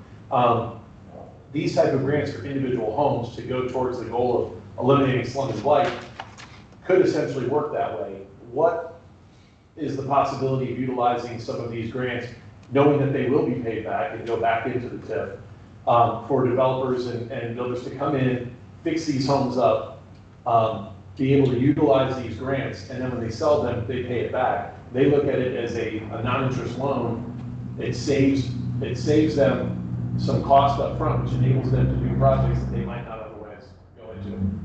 Yeah. So we did think of that. That is in the process for that revolving loan fund. It's like a revolving loan fund is what we call it. But as it sits right now, the unit creation and conversion program is what I fund these specialized projects with, right? And what we do is we do give them, it's not a payback type of option, but based off of the type of project that they're proposing, and the unit that they're creating and the income that it's going to serve. For example, if they're just specializing in 80% units, or units for 120% AMI, or up to 140% AMI, if they're doing studios, if they're doing 1 bedrooms, if they're doing 2 bedrooms, 3. So that's what that matrix that I presented, it was approved by the CRA board in January, comes in hand, because it does let the developers know the max amount of subsidy available that they could apply for. And it's it's depending on what we have in our budget. But each one of these deals come with a 50-year affordability restriction. So that is what is restricting that unit for 50 years. So it's kind of creating that affordable, well, it is creating that affordable unit past the life of our CRA. So that's a benefit to us because we're keeping it past the life of the CRA. Now, I am trying to speak with legal about making it kind of having that revolve loan option of them paying it back, just to use it to construct and then pay it back. And I'll get back, because right now that's in a research stage on how that can work out. But as of right now, my solid program that I have is just a straight subsidy per unit, per income, and then it's restricted for 50 years. My suggestion as you look to this and talk with legal would be to consider, incentivizing the builders and developers that would come into this, but would solve the problem of, as they acquire homes, use the grants to renovate them, and they can sell them based on that 50-year affordability, they can sell them to the folks, pass the lien across to the final homeowner, which would institute a lot more in the market as being renovated. That homeowner would get it at a reduced rate, at an affordability rate, and then the rest, and that lien would pass with them, as long as they can maintain the ownership for the time period allowed, then they'll never have to worry about taking it back. Otherwise, they're getting the benefit of that increased value in the work that was done, but being able to buy it at an affordability level. That type of program incentivizes people that will go in, do the work partially with their own funds, partially with grant funds, but also serves the purpose of creating affordable housing in the market and the ultimate goal of the CRA, which is to eliminate slum and blight. So, I mean, as we talk about that with legal, it's something to consider, a program that could be geared towards giving a little bit more incentive to people to do, rather than just doing these one-offs. I think it affects the market a lot faster that way. Okay. That's Is it. that it? Yes, sir. Mrs. B, thank you very much. You rolled it. I got a few questions. Are most of those 6 houses you're talking about, they wood frames? Yes. So the majority of the houses we're doing the wood stock is wood frames.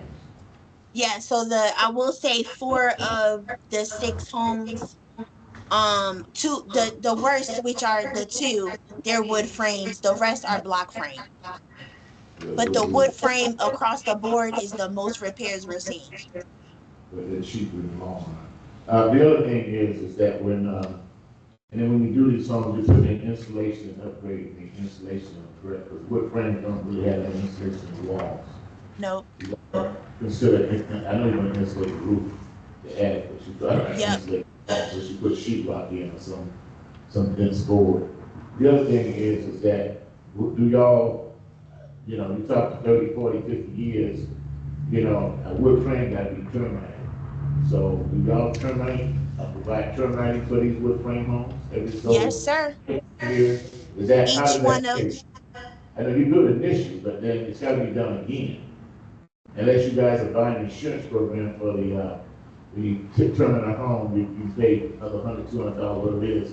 And if the termites ever appear, you never come and put the tent back on, but you have to pay annual amount. So how do y'all handle that?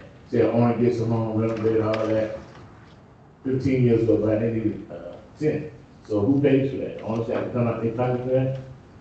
As it sits right now, Mr. Joe, yes, because we're just covering the one time, well, we're covering the assessment, because once the contractors notice termite, 9 out of 10 times there's termite issues. Once they notice, they do an assessment of what kind of termite it is, the extent of the damage of the termite, so then they could go ahead and give us a plan to put into the scope. But we only cover that one time, remediation of the termite damage and the tenting of the house. But no, we don't have any costs associated, or any cost set aside to do it on a yearly basis. That would be something I could see if I could roll in. But the only issue with that is that once a person closes and they have a lien and they receive city assistance for that lien, um, they can't apply for another 10 years for assistance. And in addition to that, it becomes an issue if that person, after they rehab their home and they now want to go and get a HELOC or a home equity line or a loan, that counts against them as far as how many liens is already on the property. So we kind of have to look at how we can surpass that. Y'all are first position on any mortgage and anything else, right? Yeah, we have, well, some of them, well, most of them were first position, but there is some people still paying on their homes. Ah, okay, so you gotta roll that into it. Okay, the other Yeah. question is, but you might wanna, when you do get it terminated by a reputable company, you might wanna let the owner know that they can get insurance with an annual amount that, doesn't change really. So I've done that a couple hours, but you might wanna let them know that. The other thing is, all this will and this and that. Do y'all consider, deeds? I don't want a house, okay, and I wanna get it renovated, I mean, all the crimes. Instead of me getting a will that I give, find one of my relatives that I want, and I have we become joint owners with rights to survivorship, so therefore we don't have to probate, that if that person died and the other person's still alive, they get the house without probate. Do y'all do that? Do y'all Yes, sir. Yes, sir. As long as that's clear, and that's already, your lawyer, whoever legal advice, that's what kind of what they've done. When it relates to certain households we're dealing with now, that the individuals have like 3 kids they want to leave it to, and that's how they're doing the right of survivorship. So if this person dies, then it goes to this person, and then, but it has to be clearly written, because for us, I could take that documentation, I won't require probate, but if it's something that is unclear, or let's say all of them are living, that's when it becomes like, who's going to take the responsibility of the house. But we'll have that dialogue at that time. We haven't found anything that that tricky yet. That's all I got. Anyone else? If not, we're gonna move on. Thank you. You're doing a great job. I'm glad to hear this. I'm glad to hear that, what you call it, HG, that company coming in, the one that's ACP, gonna. Yeah, ACP, so yes, everybody's talking about how do people know about programs, you just gave us a full Rolodex of housing, and that will be something that is marketed, and the issue we've been asked about, how do people find out, so they're gonna help you with getting what you just said out there. And yes, see how yes, the board. yes. That's what I'm excited for. My last notation is I am located, if anyone wants to visit me. I don't get no visitors from the west side. I want some visitors from you guys. I am located at the D3 police station at 3808 North 22nd Street. That is now the official CRA housing headquarters.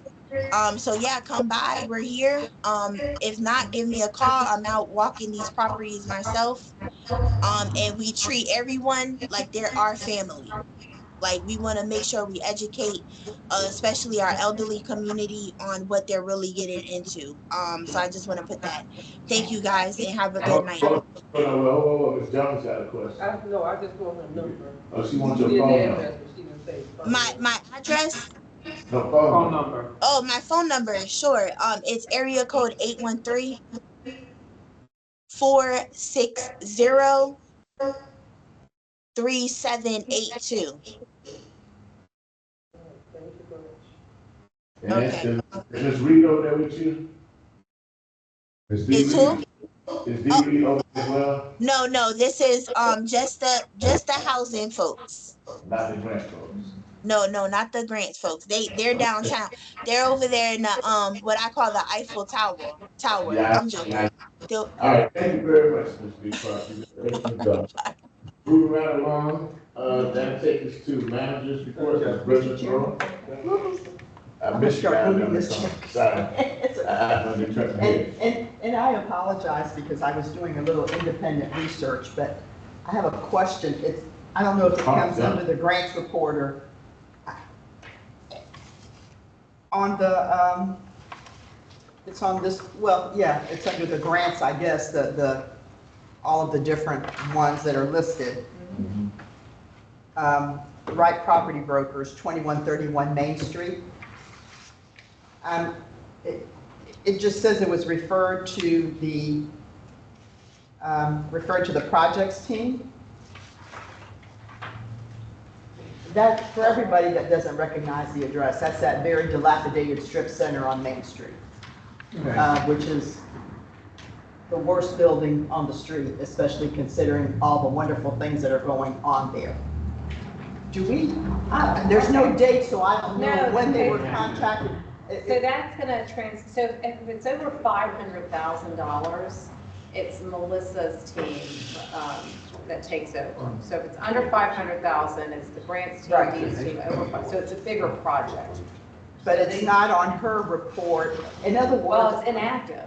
That's what it says. But that's why I'm not sure.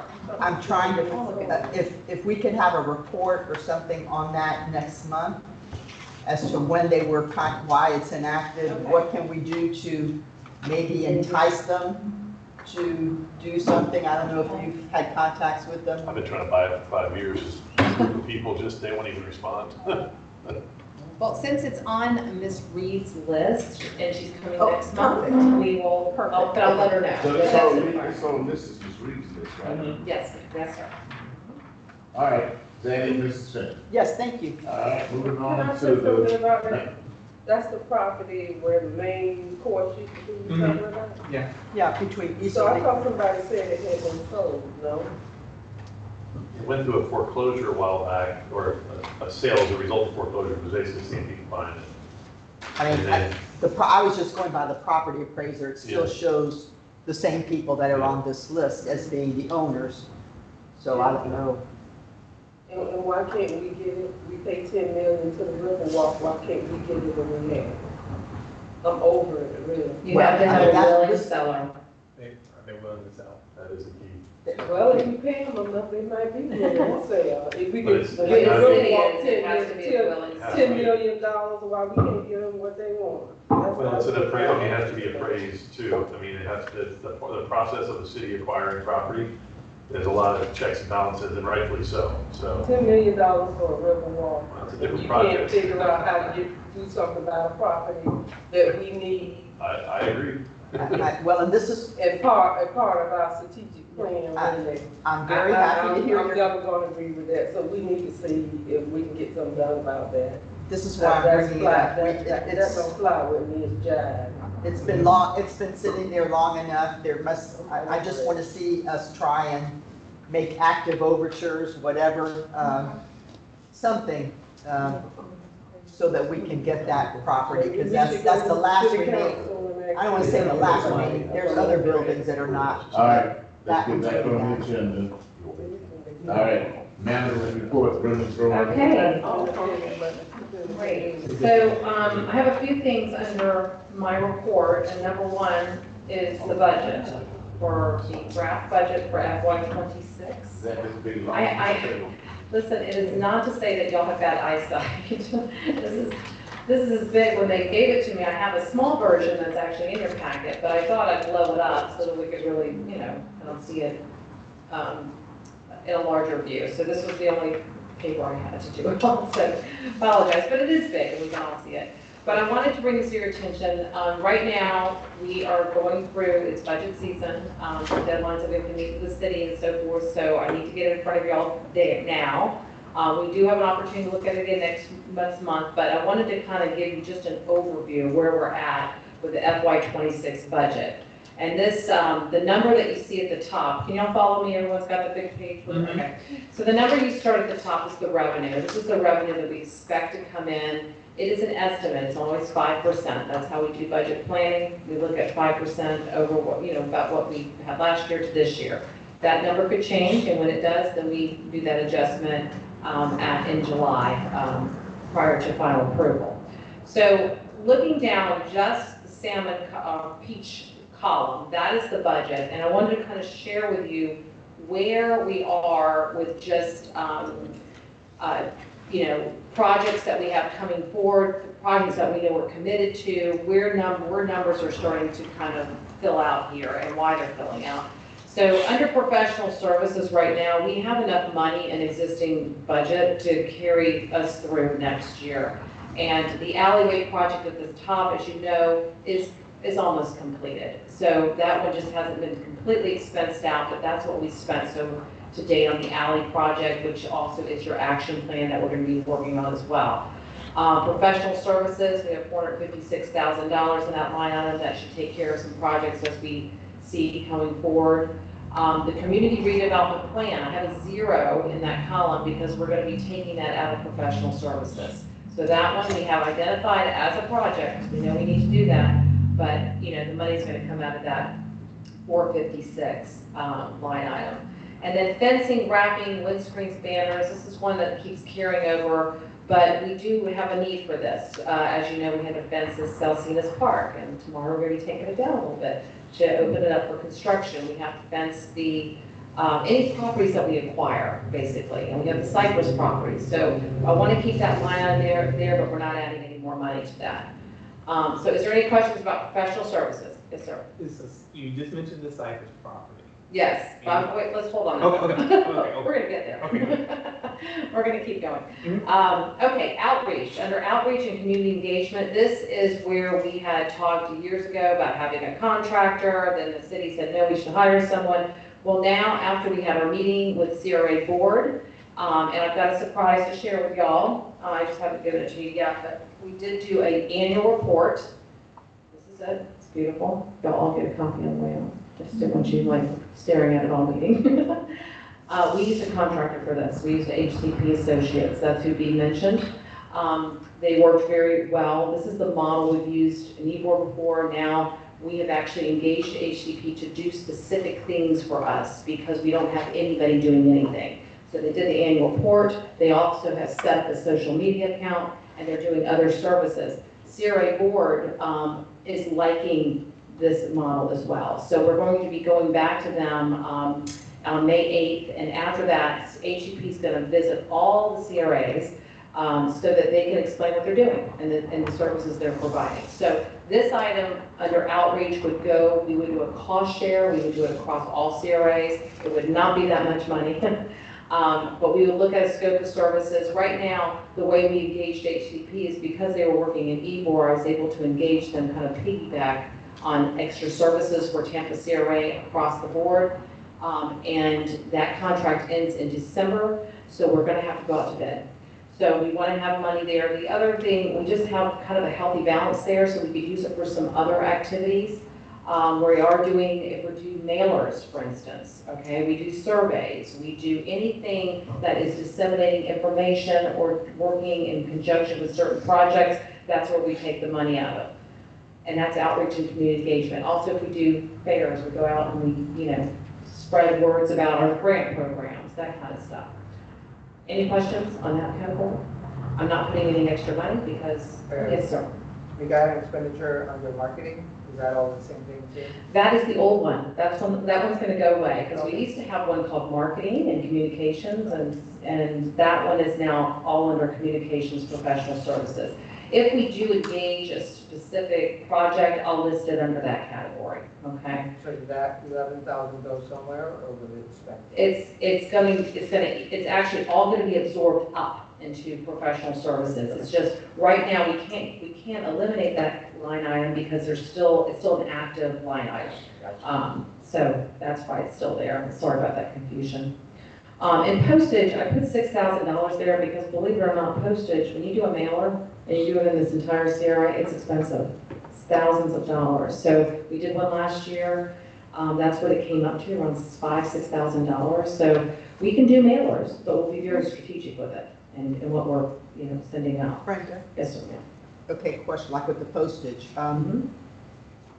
This is from the FY budget, it's the 6,088, but then it's showing no consumption.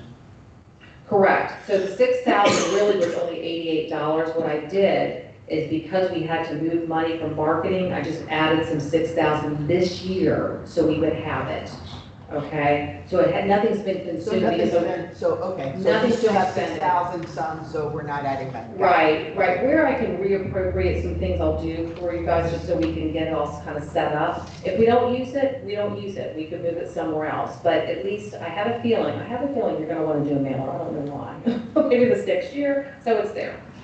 And the reason there's breakouts of all these, y'all don't see the other end, but there's certain account numbers we have to use with the city. There's certain cost account allocation we have to use, so that's why there's a breakout. Okay, moving on to redevelopment investment. Okay, this is the grant program. Okay, this is DREAD. This is all the new grants that we have. The 4 grants that are new grants are the pre-development, the commercial interior, exterior, and special project grants. The loan and grants that you have in the 50,000, that's an old one, and that one will be, it's going to be, I don't believe we'll have it next year, but it's holding on to whatever's outstanding. The pre-development grant, when I asked DREAD, I had $390,000 left over, and I said, where do you want it? And she said, Brenda, I don't know, but I think pre-development grants, because they're going to start that program, why don't we put it there? So, but because we have healthy balances in all the other categories, and I think we can cover everything, this is the trick, we have to cover everything on the sheet. Everything that's committed on this sheet. So we're monitoring that, and her team is doing that as well.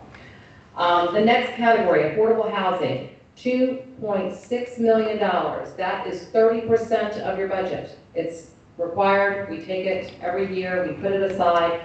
Why it's sitting up there under affordable housing initiatives? Because B asked me, Brenda, put it there, and I'm going to put it where I need it. So it will be allocated according to the categories, but you see that all those categories underneath, that what she just went over, the housing rehab, the down payment assistance, the infill housing, unit creation, and strategic acquisitions, okay? Mr. Wilson asked about Cypress. That is where the strategic acquisitions comes from, right there. We're right around that number in $3 million. Just so you know, that project is still going through environmental review. They actually got an extension from the contractor so that, the owner, to do more environmental, so it's just not completed. But that's what that money is. When that property sells, that balance will go tremendously down. But we'll have other money to put there if we want to acquire something else.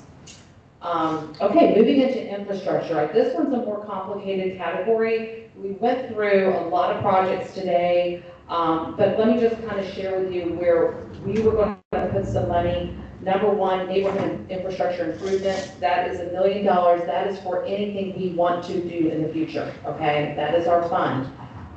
Right now, as long as the legislature, that's the whole process is going through, but we are encumbering it to that fund. We're going to continue doing it until otherwise, and that will give us money to, encumber things about streetscapes or something on sidewalks or store, whatever.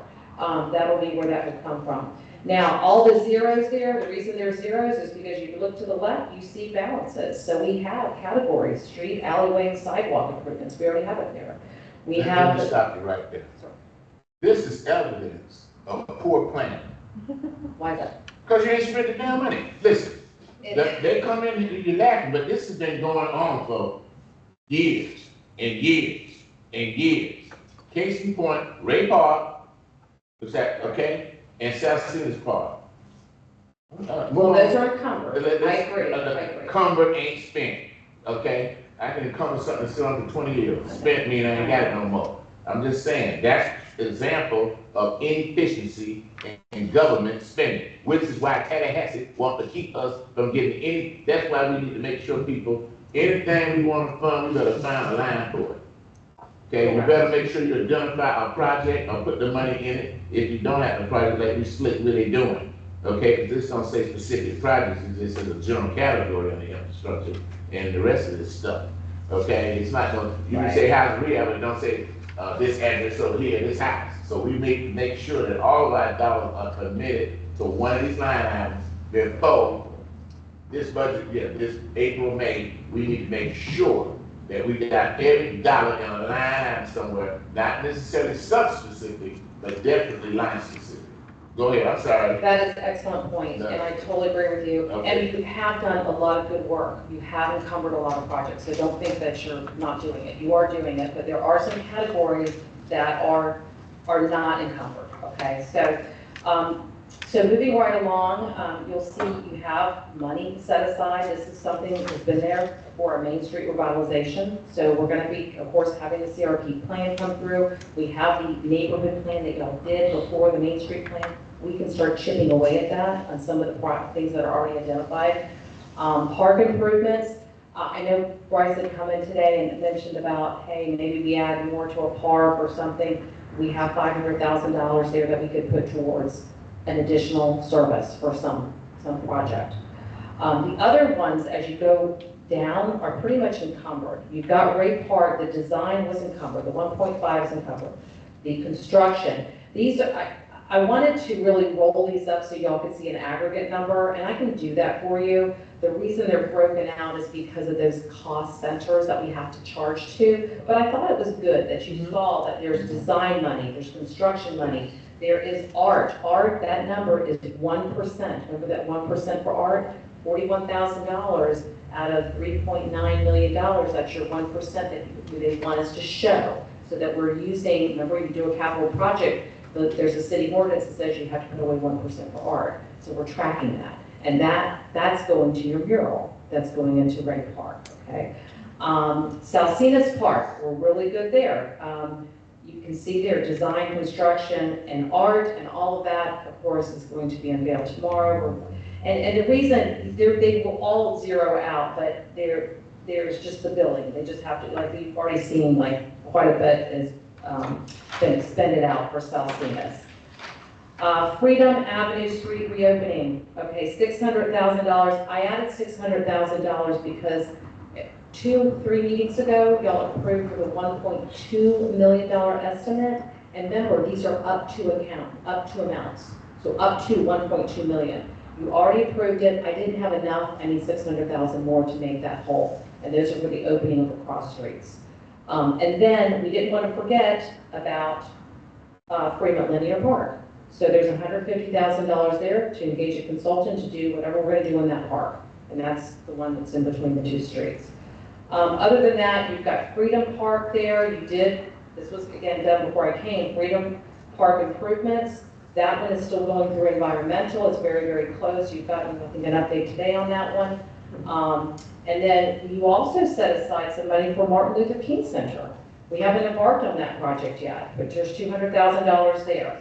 And then moving to the next page, to finish out this category, you've got the Parks 88 Enhanced Improvements. Next page. Oh. Next page. Yeah, and I did not double sided it. I gave y'all 2 full pages, so you could write a lot of notes. The Parks ADA Enhanced Improvements, those were the CRA approved a whole schedule of ADA improvements over different years, fiscal years. This is what they approved for FY26. And that number is already, I just plugged it in.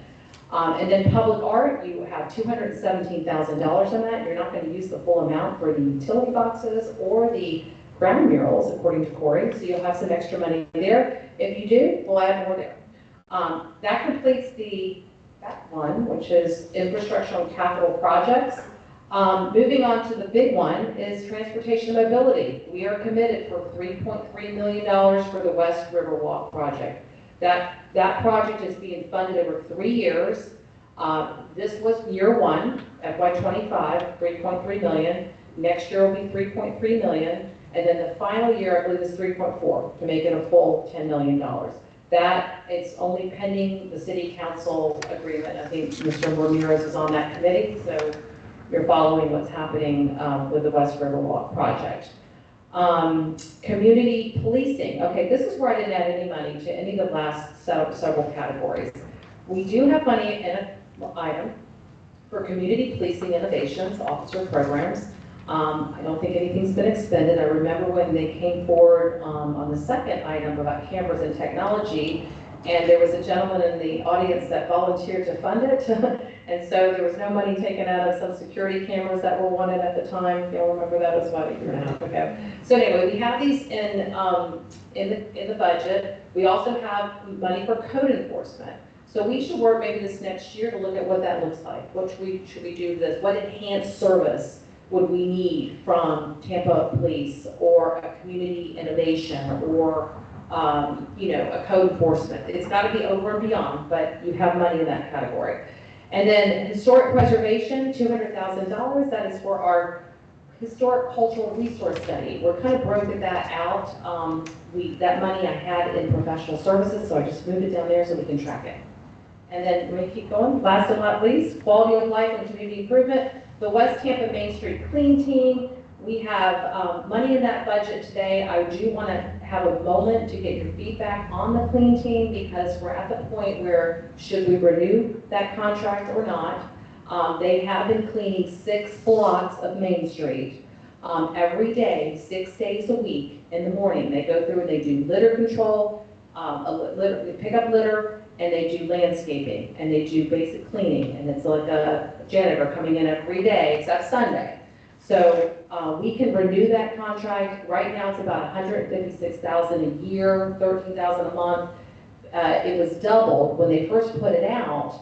It was, I think, 3 days a week, and then they said we really needed 6 days a week. And I will tell you, I had to rely on them a little bit. Number one, the Salsinas opening, we needed to make sure that was very clean. There was a situation where the trash cans got overflowing on Main Street.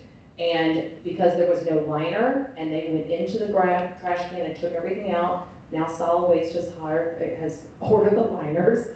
And so they have been doing work, and I think it's up to y'all, but I mean, if we have no contractor there, and we have nobody that would clean Main Street. So that's one thing, you don't have to make the decision today, but I wanted to raise your attention to it. And then district improvements, that is another category where we could engage a consultant to do anything under quality of life and community improvement. And then there's tree trimming, landscaping, and Main Street corridors, $100,000 there. That's something, I don't think we have an active contractor. There's city contractor. That's something that maybe we could wrap up into a scope of work for something bigger for West Tampa that I think would be a We smart. need to trim the trees on Howard, period. Trees on Howard, I've heard that, Talking yes. about that 5 years. For the past. And this is the, Yeah, and it's Hurricane cut. The problem is the county owns Howard. the county owns Howard, You gotta right. put something out there. So anyway, all this equals out, what you see before you is an $8.8 million budget. The last Hold up number now. matches the Hold first up. number. No, they just walked in here on another million, where that's coming from? Well, you have a couple places, actually. You've got $1 million that's being added to neighborhood infrastructure. You've got park improvement line item there. There's a sidewalk So improvement line item. we could approve that. Oh, yeah, you could. But I think what you'll do is right, and I think, let's ask that question. Let's go through that due diligence with the department, let's see, and then go from there. Now, this peach, this sound card, this is, adds up to 8.8, but you rolled over some funds available to it. Not yet. This is what you're getting in new TIF revenue coming in for FY '26. That's in the This is peach. the peach. It doesn't count the funds available. No, no, there will be a rollover. That takes place after we get the bridge in October, and you'll see vaguely on the November, December report where they start to roll over the funds. But again, this is always a moving target. We're always expending, there's adding, but I wanted y'all to kind of look at the projects. Number one, is there anything missing on this list? Okay, that's one thing we'd like to know. Are you okay with the allocations as they are right now? I tried to give a little bit to each category, especially, well, some of it, you know, like the housing, we have to put the 2.6 million there. So really almost half your budget goes to, you know, housing and also the Riverwalk project right now. Then you say, let's clarify that. When you say the budget, you're talking about just the new funds coming in. The budget includes the old funds that have not been expended as well. I'm only talking about the fiscal year 26 budget, the stamp of peach category right now. Well, let's clarify that, because that's not the budget. The total budget that will be approved will be $30-something million. No, you already have it approved. It's So only, you're only, that's already budgeted? yeah, you already have it approved. So that's So already budgeted. that money, so the one thing that works, it's I got interesting. you. I'm not thinking, yeah. I got TIP you. rolls. No, general fund doesn't roll, TIP rolls. So that is the Got beauty. Good question. This is, Thank you. You don't have to say my name, I know who you know. I know who you. I know who you know. One thing that I think might be helpful, especially for the public, because what this doesn't have is, this has total consumption, meaning funds actually spent. Correct, Brenda? Total consumption? Total consumption is what is spent to date. Spent to date. Yeah. Right. But what it doesn't show are encumbered funds, which makes it look like we have more money than we have. Because, for instance, Ray Park Design, 1.5 million. Total consumption, nothing. Well, we may not have consumed it, but it's committed or encumbered. Yeah. So if you showed that, it would make us look a little bit better, that in other words, or, it's not just sitting there. or provide a definition for the project you got. I'm sorry. Okay, yeah, I can do that. Definition of what? Total consumption. Oh, The well, encumbered, well, I've got a category for it. Yeah. what I'm saying is add, if that's what y'all want to do, perhaps a category that says, okay, total consumption to date, and then encumbered, and you even have, it might not be encumbered, but it's committed, because, for instance, Ray Park Improvements Project Design, that's encumbered. We're under contract for that. Correct. Construction, we're not under contract, but we certainly have that money committed. It's not, it's almost like your checkbook. You don't want to be spending money that you have already encumbered or committed. So it might be a little helpful if we saw Well, that. remember the slick willy the city does with this. Pardon me? The slick willy that the city does. she's only showing us the columns that she pulled. This thing has a whole. Yeah, I have that column, I just I simplified. know, I'm just explaining to new people in here that Yeah. don't know how to explain. Well, I know, That I know this this thing, is- remember we had that discussion, Yes, said, I oh, know. when I started asking that question, they said, oh, we're just gonna spin it, well, why didn't you show it from the beginning? Right, yes. Is that No, probably, you I- talking about probably already exists? Yes, it does. It's I'm just sure ain't it been does. showed tonight. Yeah. So in other words, it would help us to know, well, what we really have as opposed I to. agree with you. And it would also help the public if they said, well, they got all this money, they're not spending, well, no, we're spending it or it's committed. Yeah, we still do have a lot more, And we but spend more if it wasn't poor planning going on. I'm not, We have more to show for. You keep saying. Okay, anything else, Mr. Smith? no, that's all. Anyone else on the budget? So everybody's, I think, doing a good job. And I think the reason is because, you know, once, how long you been here now, Mrs. Brown? 20 A years? few years, yeah. Okay, so once she figures out how we roll over here and how we try to look at things and the different personalities and all that, she get a better feel for how a budget would be presented that we probably be able to accept. And that comes from just experience working with this particular committee. You know what I'm saying? Yeah. Anything else? If not, we'll move on the agenda to West Tampa Street cleanup, the update. You talked about that, I think. Chair Robinson, do you want to wait till next month to do a motion for this, or do you want to, I need to have some kind of guidance. I'll entertain a motion to what? A motion to what? To accept the Approve the proposed- FY '26 budget. Proposed, but. Proposed, absolutely. I'm know that, so we can always, I'll move approval of the proposed draft Thank you. 2026 budget. is there a second? There's a motion by Mrs. Smith, and second by Mr. Maloney. Any discussion? All in favor say aye. Aye. All opposed, nay. Motion carries unanimously. Okay, did we Thank talk you about the very rest of the Main Street thing? I can take the Main I Street- touched on it, but I You want touched on it? feedback. All right, okay. Mr. Chair, Mr. Ramirez, I think he was first on this. because I was being on West Tampa, going back to the budget. I think we should call it papaya. I like that. I like that. I'll do it. Mango, yeah. There you go. Mango. At least it's not guava.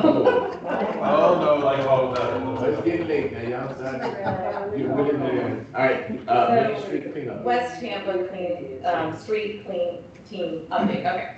So I wasn't around when this was, a project or a service or whatever the community needed at the time. So we've had a contractor, Williams Landscaping, that's been on board for, almost several years. And their contract is up for renewal, okay? So what they've been doing, is and I'm gonna be taking over these programs, so I'm familiarizing myself with what they do. But right now, I'm kind of been assigned to write the new RFP that's gonna go out for this contract. But before I do that, I wanna do kind of a reality check with the CAC, because y'all are out there. You know what they do, you know why they were engaged. And so, you know, I know that they were cleaning up 6 blocks, but I want to know about the needs. We're doing a lot of redevelopment and investment along Main Street. We're opening up parks. I'm looking at the future. I'm looking at what we would need in the future. And with that, tell me what you think about the clean team. Should we maintain the clean team? Should we expand the clean team? Maybe a few blocks? Should we open up their services so it's not just landscaping and, you know, picking up trash? They could do more. So the window's open here. Tell me what you need. What would the community like to Let me see? get a clarification for the committee. They don't deal with the alleys, right? That's a separate company. What's that? That's a separate company. Alleys is separate, and they have been renewed one more year. That's a whole other. Yes, alleys are separate, that's Emerald. This is just strictly, However, this clean team does clean the alleys on that 6-block footprint, which they have to look the alleys behind on Main Street between Green and the next street up. So they do 6 blocks. Nice. But they don't, So it does include some. it does include those alleys, yes it does. 6. I see Ms. Tina Young, hand up first, then Ms. Jones, and Yes, there's the clean team report when there's mattresses and other things that's out on the Reporting in their contract is a little, I would like to see it stronger. Matter of fact, I'd like to see it more like they would give report, they're supposed to, but it's not in the contract that strong, but I could include that. Absolutely. Mattresses, normally what happens if there's a mattress, and they could be in a position, we'd hire, put it in the scope that they would help remove them, okay? They could help get, maybe get, or they could spot clean.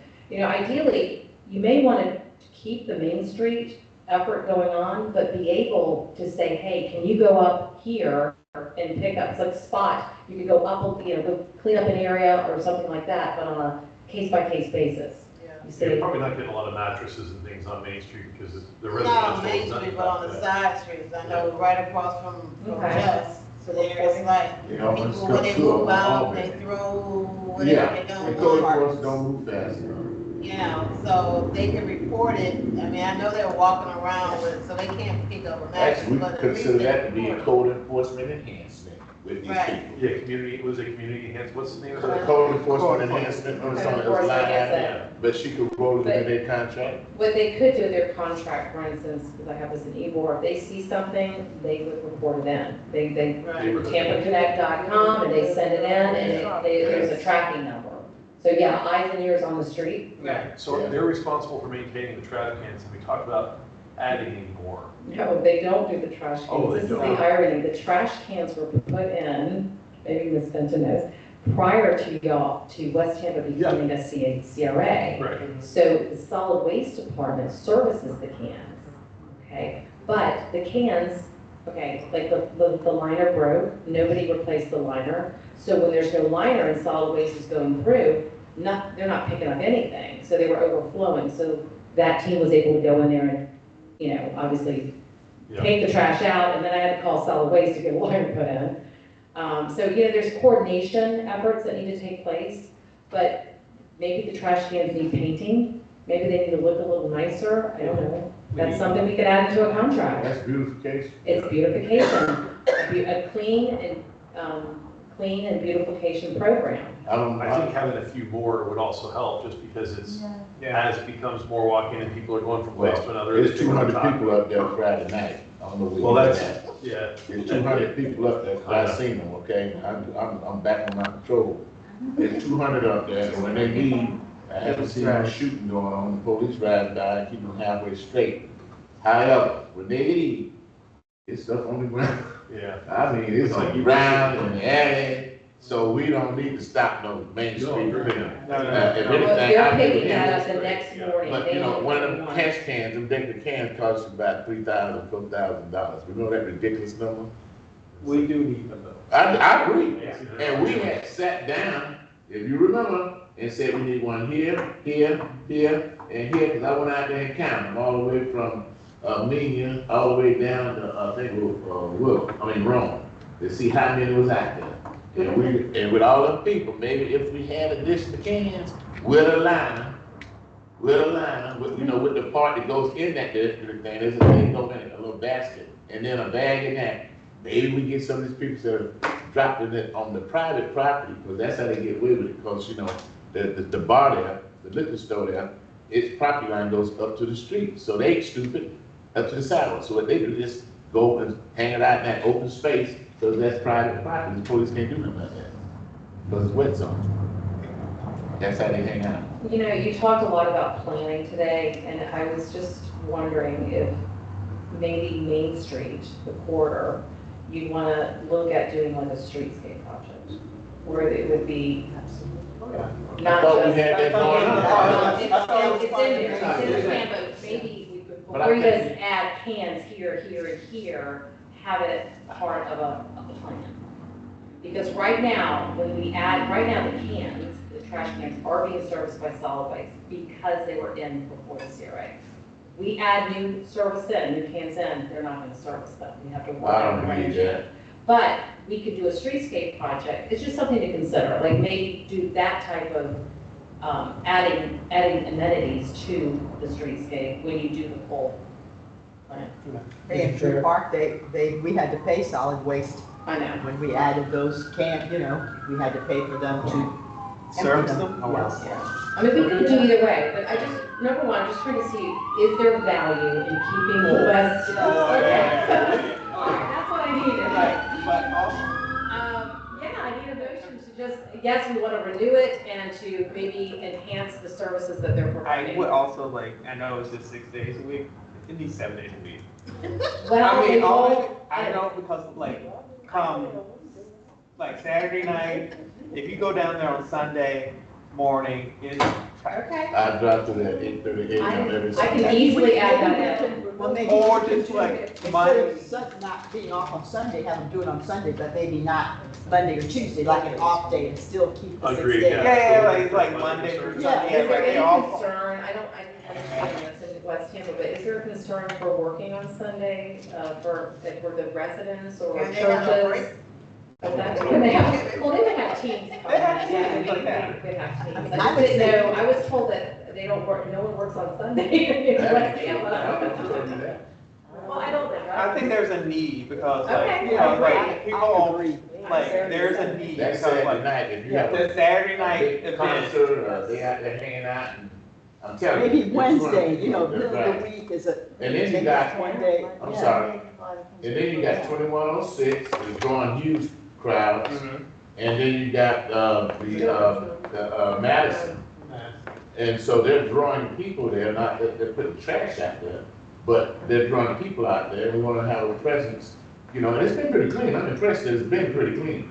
What I think will start to happen though, even like 2106, is that they're taking the property across the street and, and there'll be parking, there'll be some people on that property next to more of a nice building. And there's gonna be some trash that's gonna be developed just for people being next to their vehicles. and Yes. Finishing up snacks or food or whatever. Yes. And so really, I think Sunday was an important day, and maybe it's like, as they mentioned, maybe Tuesday or Wednesday isn't as important. If we could get it for 7 days, I think that's great, but if we had to trade a day and get somebody on Sunday, I think that would be. Yeah, because I think the lead is to have it for Well, 7 days. I can write the RFP any way you want, the company will Well, do you can whatever draft. you want. So, they were calling for purchasing, wanted to know what we should add into it. I didn't know if y'all wanted, or maybe you're not ready for safety ambassadors in the district yet. No. That's Really really nobody when you're walking really around grown out, but, Not yet. not yet. If the time comes, you can always It's discuss that saying later. You said 6 blocks, that's from Howard in Maine or Armenia, Maine to Rome? It's, You understand, to Rome, no. It's, where's Dunbar? Dunbar's at Rome and they. Yeah, it's No, good. no, We could add one more to is it Fremont? Which Fremont. Okay, it doesn't go all the way to Fremont. It goes to 6 blocks from, I wish I had the map. Fremont is Fremont, wrong. Fremont is west. Right, Right, okay. so it stops in all. So it starts on Rome. 6 blocks? So it would be Rome, Fremont, 1 block, Fremont, Albany, Albany. Fremont, Rome. Correct. And then I just looked, there's Maine, and whatever. Are they going to Armenia? Armenia, you got Armenia, you've got Maine, right? And so you've got 6 blocks. We could expand it up to where basically the Tampa Housing Authority, they take over from Oregon on, right, or Fremont on. So They started at Rome then. They started wrong. they started Rome. Because Dunbar, I was told that Dunbar wasn't included because they take care of the property and it really wasn't an issue, but there's that block across the street that Yeah, could be no, Dunbar redeveloped. is, Rome and Fremont. Okay, so you want to add 2 more blocks? That would be 8. Wait a minute. Armenia to Howard is 1 block, right? Howard to Albany is to, Howard, are we counting Yoselina? I think they're counting Yoselina Yes, as a they go block. all the way up to you. See, so that'd be a block, if they counting Yoselina, then is that a block? Yeah, and we I don't can't- know, all right, well, let's just don't count Yoselina, let's just say Armenia to Howard is 1 block. Howard to Albany is 2 blocks. And then 3 blocks is from, Albany and Fremont. all right, that's 3. And then 4 would be, Rome. Rome. yeah, so that's 4 blocks, where you getting 6? So we could take it to Rome, we don't go to Rome. Where you getting 6 from? That's 4 blocks, I mean, you said we only have It's 6 3 right now. blocks, and then 3 blocks and 3 blocks, so that's 6 blocks, We're at 3 blocks. Yeah, right. right? There's only 1 block on the other side of Howard. It's also the block between Green and Maine. It's and the then whole from block, Maine right. to, what is that, north? Let's just go What is that, from just north of- Armenia to Rome. Armenia surrounding. That makes Okay. sense. Yeah, And there's then like, it goes one block in each direction. yeah. Yeah. And then, like, okay, you said like, so housing authority is supposed to home point from Rome to North Boulevard. Exactly. So, We take care of I know since they having parking on both sides of the street now, that. That's that quick bill. I mean, no, but now they're littered. Yeah, but that's on them. And the thing, because that people are producing, and they're gonna put a hotels across the street down there, vacant lot. They're But gonna do build we need that to out. have a conversation, like, understand what they're, When David Young shows up at a meeting, they're alone, we can ask him. like, well, but we need to find out. Well, Like, he's. I know, but still, like, When he get in next month. Right, what's their commitment? what their commitment, like, I don't know if David's gonna, like, if we can put the question out there now, so David can have a response when we Okay. come back. Mrs. Flora, Yes, sir. Mr. Wilson was making a statement. Like, we need to understand the housing authority commitment of cleaning their part of Maine and the frequency of it, because just going, since they park on both sides, the litter, it has picked up Okay. significantly. And we need to understand. I will look into that. I mean, what I If might we're do. doing like, we need to have all of Maine clean, like, Well, I'm right, you're focusing on Maine, and that's my point. We could do the scope so that you have a core area, and then they could, always go beyond that a little bit for spot planning, but I think expanding is gonna make sense, is what you're asking. But yeah, wherever you've done the quick bill, I mean, you've already invested in that portion of Main Street, you wanna keep it clean. Yeah, wait till they start charging you parking, they ain't gonna do And then there'll be parking. They can start parking, right? Yeah. Is Yeah, anybody eventually know? they'll be- Oh, sorry. Is there a reason why you just can't go all the way down Main Street, like to Blake and?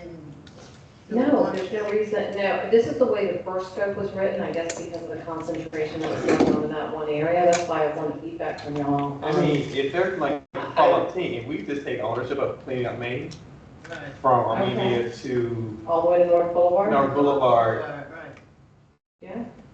Well, wait a minute. I mean, because like, again. It's all Main Street. It's all Main Why Street. not, That's why we true. only picking pieces of Main Street? Well, because the housing authority has their, Everything. they ought to be taking I care think of they're their piece. responsible. Yeah, and actually, the And- commercial core in our thing ends at a certain point too, which I think is currently Albany is trying to get into a row, but we never got there.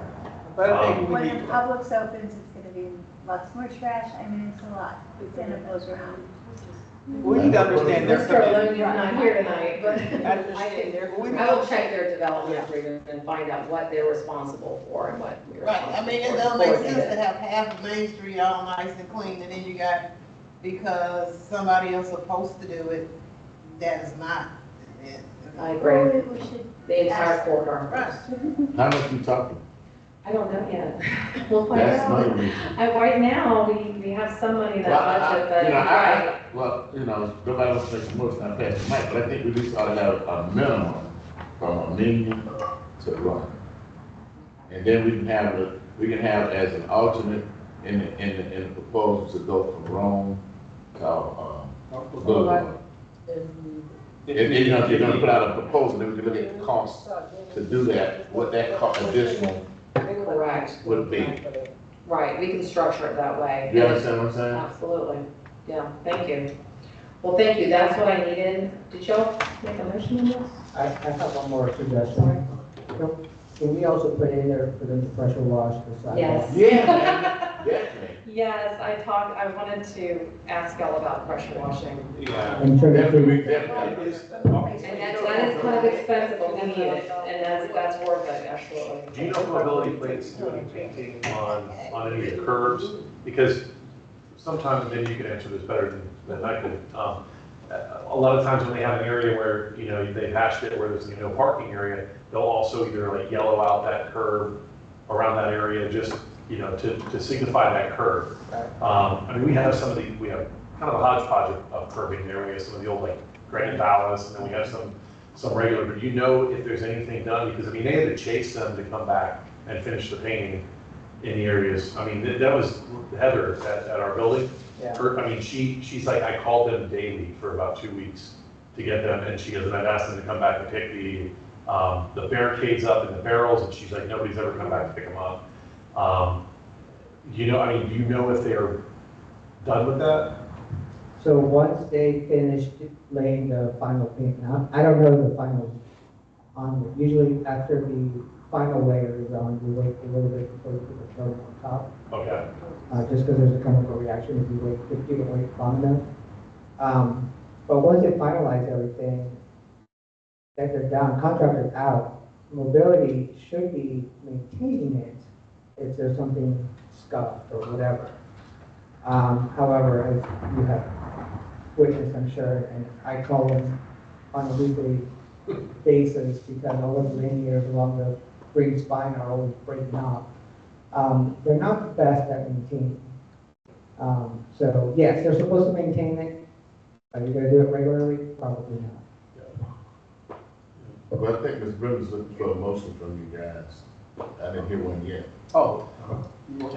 So, like, just to recap a motion, I'd like to make a motion to renew the contract for the clean team for, is this, for the, It's gonna be rebid. a rebid Or for bid the clean team contract, right?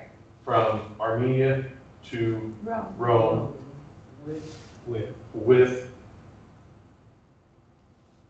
the possibility. You had 7-day-a-week service. Yes, sorry, that's what I was trying to. And pressure washing. With 7-day-a-week service and pressure washing of the sidewalks. And the eyes on the. And reporting. And reporting. Yes. And then an alternate to go from Rome to Boulevard.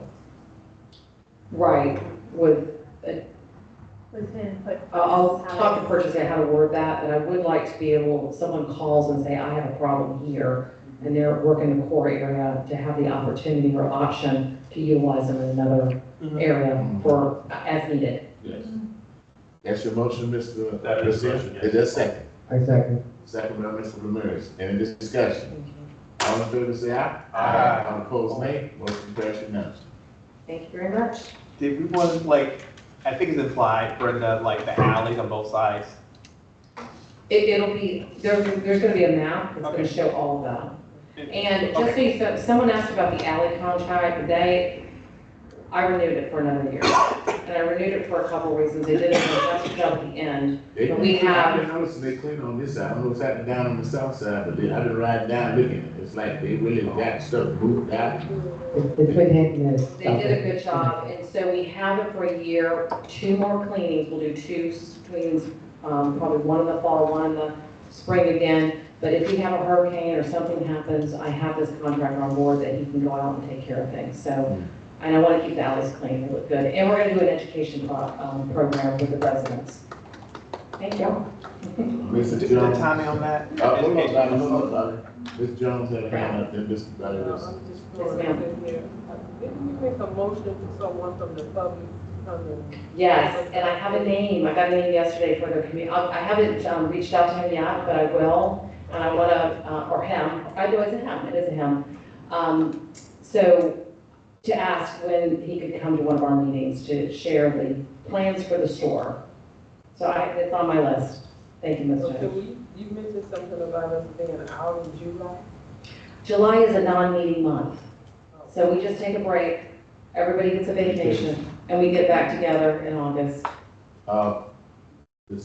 Jones, Mr. Wilson? No, you had mentioned, I was gonna make a motion, like, hey, we need to educate our neighbors.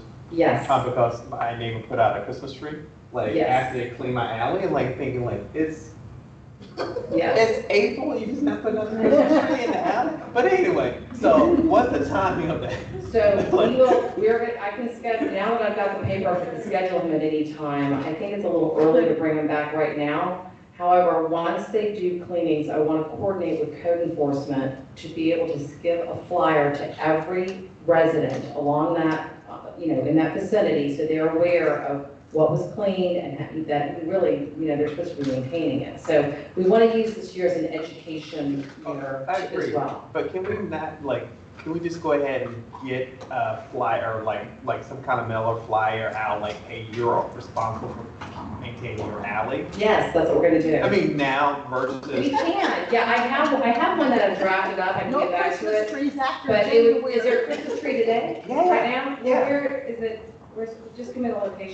Yeah, it's like, this is the alley behind that runs, behind You keep the it behind. post office. Yeah, Okay. yeah, I can tell you. I'd like to do it consistent with the cleaning and then education, cleaning education. The I think that would, only pushback I'm giving is like, because people are starting to put trash out now. So if Yes. we wait, Okay. yeah, if we You know wait what, I'll work with until the code the enforcement. fall, there's gonna be a lot of stuff that needs to be cleaned up. So if we go ahead and start the education program now, it may reduce some of the Perhaps we do cleaning. more than one setting. Yeah. I mean, let's go ahead and like, hey, we just completed cleaning like in the past month or so. We just clean the alley. You know, You're the proper place responsible. that need to be at, it need to be in that marijuana. the which one? They need to put a flyer in the water bills for the CRA West Ham. That's With that one notice idea. about the Yeah, alley and the it's- responsibility. Yeah. They put everything else in there, the little free, Well, we also have code enforcement that will go I around and understand, handle but it listen too. to me. I got 5 water bills. What I'm saying is, when you get the water bill, when you get the water bill, okay, they always have a little extra piece of paper talking about the water quality. Why couldn't we use that as just the CRA bills to have our notice that we want to send the people? They gonna get that water bill. And the owners of the water, because really it's the property owners, or who else paying the water bill, the tenant. But at least it'll be more than what we, it may not have to come out of our pocket. They just told me we got $6,000 for Like water. basically keep our alleys clean. Right. Long time ago. Let me explore that and then Yeah. find out. Just how check and to see get if it to the it's water bill. That's a great idea. Build it up. Yeah. And no more Christmas trees in that alley. Mr. Robinson, Oh, I'm sorry. that's exactly what we talked about. I think when we first thought about the alley is doing that. The problem I'm finding in my neighborhood is that there's a lot of rentals, and the water bills are not going to the Yeah. people renting, they're going to the property owners, and the property owners live not there. So whenever I talk to these renters, they have no clue that they're supposed to be maintaining the alley. And granted, ultimately, it's the responsibility of the owner, but in the meantime, they're the ones who are there who could be doing something. And they're saying it's not my responsibility, it's my lease on required Right, to do. so one of the times when we did the alley cleanup, there was a flyer that was put on the door. Yeah. We did have a We did, that did So happen. I mean, I Matter of think. fact, we had to do it because I argued with staff, what's her name?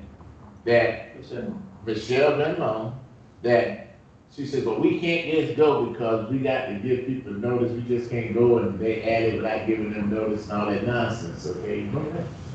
Okay, so we decided they got to come up and put a notice on everybody front that we finna go in the back and do all this cutting and everything. So she said then that, you're right. And that's why we started actually putting notice on every door of anybody abutting the alley. Okay. Remember, there was the argument, that's all. There was concern too, because the front of the letter said, hey, we're gonna go clean. The back of the letter was a sample of what a, code violation letter would look like. So people were freaking out because they thought they were getting a code violation. Yeah. That's it. Yeah, but I think we had suggested they just put sample across it. Yeah. And Yeah. a watermark or something. It'd be nice to try some humor.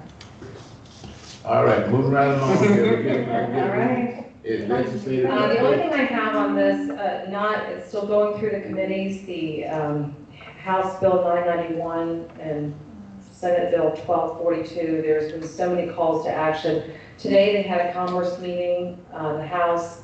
From what I understand, the bill was pulled from the agenda.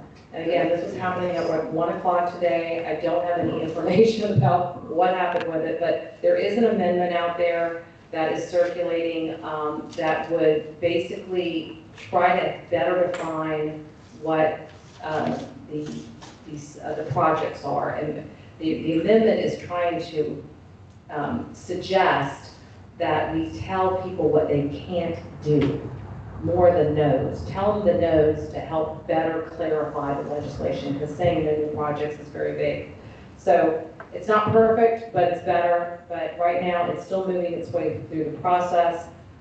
May 2nd is the end of all this.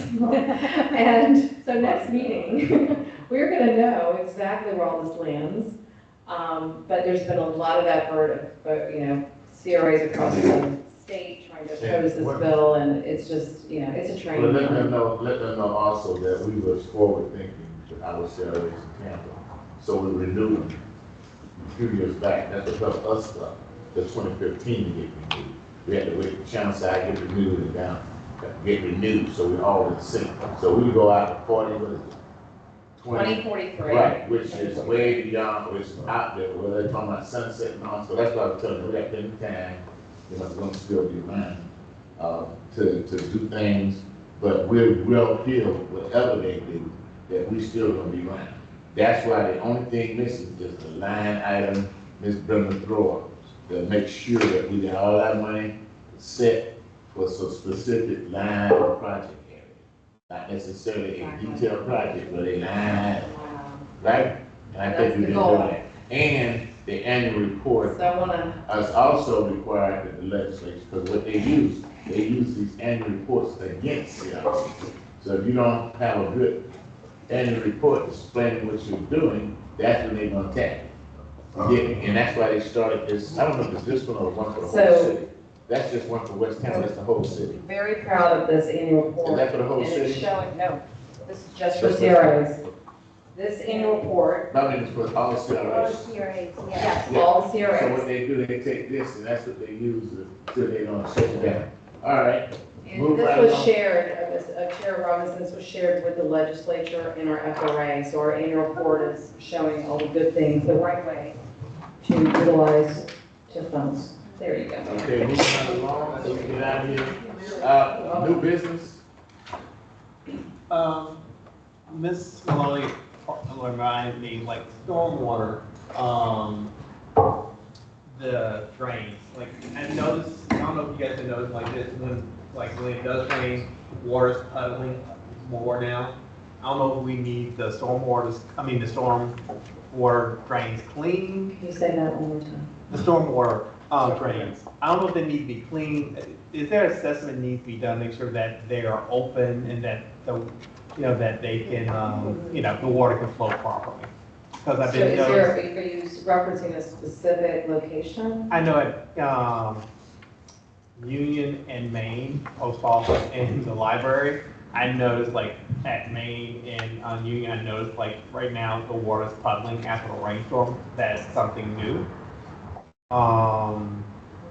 And then I noticed a couple of my neighbors, like Rome and Fremont, Rome and Spruce, like it flooded down there as well. So I noticed in some areas where the water's not draining properly. I don't know if we need the stormwater drains looked at.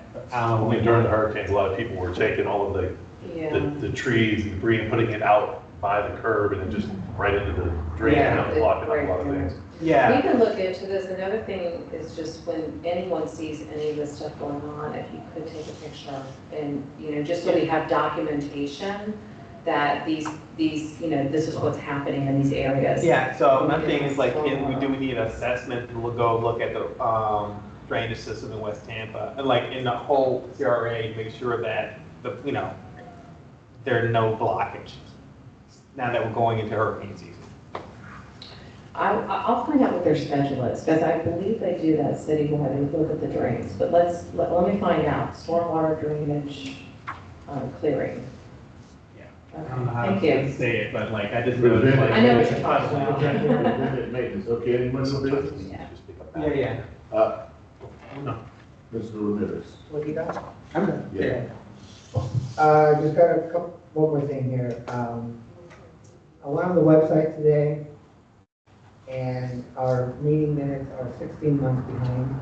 Yeah, They're not? yes. They're behind. I have them all done, the lady who's, I'll check on that, she's out on medical leave, but I'll make sure they get posted up there. And then, I also went in there to look at the grants. Really hard to find the grants. I see the big button there to schedule an appointment, which is great, but some of us just kind of want to look at it online. The only thing I could find were the commercial grants, could not find any residential grants. Okay, the four, there's I think I gave them to you last meeting, all the 4 flyers they're posted there. I didn't see them online, and usually with the neighbors, they want to go somewhere and check out where all the grants are. So, Okay. I've been telling her to go to Tampa CRA, and I figured I should throw myself so I can find it, and they're not there. All right, and Doug, when, I'll find out from the branch team when they're posting the things. They're all done. Thank you. I mean, the commercial stuff is okay. I think That's it was. that's why I put my name on it. See, when I tell you I'm forced to do something, no, it's not, that's the same thing. That's why I was raising hell about that website. And I saw the meeting, but I don't want to say nothing, you know. Thank you. Anything No, else? that's fine, thank you. Anything else? Nope. Okay, moving from new business announcements, right quick, real quick. 808 North Dominion Avenue, 24-2 West State Street, application for rezoning PD, office, medical, and business professional by Judan Rubin, agent. That's outside the CRA. Huh? That's outside. I don't know, I'm just reading as I get them, man. 2701 North Fremont Avenue, RS 50 going to PD. City Attorney Adam, Electric, is the application rezoning. Non-conforming lot and structure, Candace Bernie at 2314 West Pine Street, application form of decision. Kenneth Roberts, 1906 West Cherry Street, number 2, application for design exception, side setback reduction. A alcoholic beverage, AD2, 4 COP, beer, wine, and liquor, applicant Christopher Walters, address 608 North Willow Avenue, A100, Willow Avenue, for wet zoning. And then, okay, this is the same, second letter with the same application, wet zoning. Notice of filing, at RM16 to PD's 2 single-family semi-detached units by Azam El Shiek at 2302 North Highland Avenue. That's all I have. If y'all could pass them over there, down to the corner there, so that's all I have. For any other announcements? I just want to ask a question. Who we contact about the tennis shoes on the wire? The tennis shoes on the wire? Yeah. You just gotta Actually, I wait till the think strings rock. that's another good thing to take a picture, send it. I believe the police come out first on that. They ain't gonna mess with that Well, because they it's sitting come on out- an electrical wire. Well, Yeah, they, But somebody used to take them down. I They think, ain't, you have to really wait till the strings rock. oh no. That's not gonna be an issue. What's the location? It's in my block, 1500 block, I would say. Can you take a picture? They need to look at the wire, they have to do it. I think somebody used to do it. It's a We used communication. to have a team that used to The do that. communication, let's say, And see, go out straight. and the same one that did the, TV stuff. All right, anything else, Ms. Jones? That was back in the day. All right, so other than that, tomorrow we have the groundbreaking, April 16th at 3:30. And I guess CJ's gonna be there, right? He is. Okay, So was that the designers? But nobody No, told them that the last so- one was moved, because I was over across the street. And they were there, and they had easels and did presentation things, and they're all dressed up in suits, and I go, you didn't get the memo? And they're just like, Oh, wow. we just like walking Last around. week, they were Yeah. out there. They had no I idea. told you I needed to tell you. Yeah. Yeah, they had to make a adjustment of the time, but it's tomorrow. Hopefully we'll have beautiful, beautiful weather like we've Yes. had for the past wonderful week. And, yeah, I hope you all can come. Please spread the word. I mean, it's a press event, but it's gonna have good press, and Mr. Judge Salcinas will be there.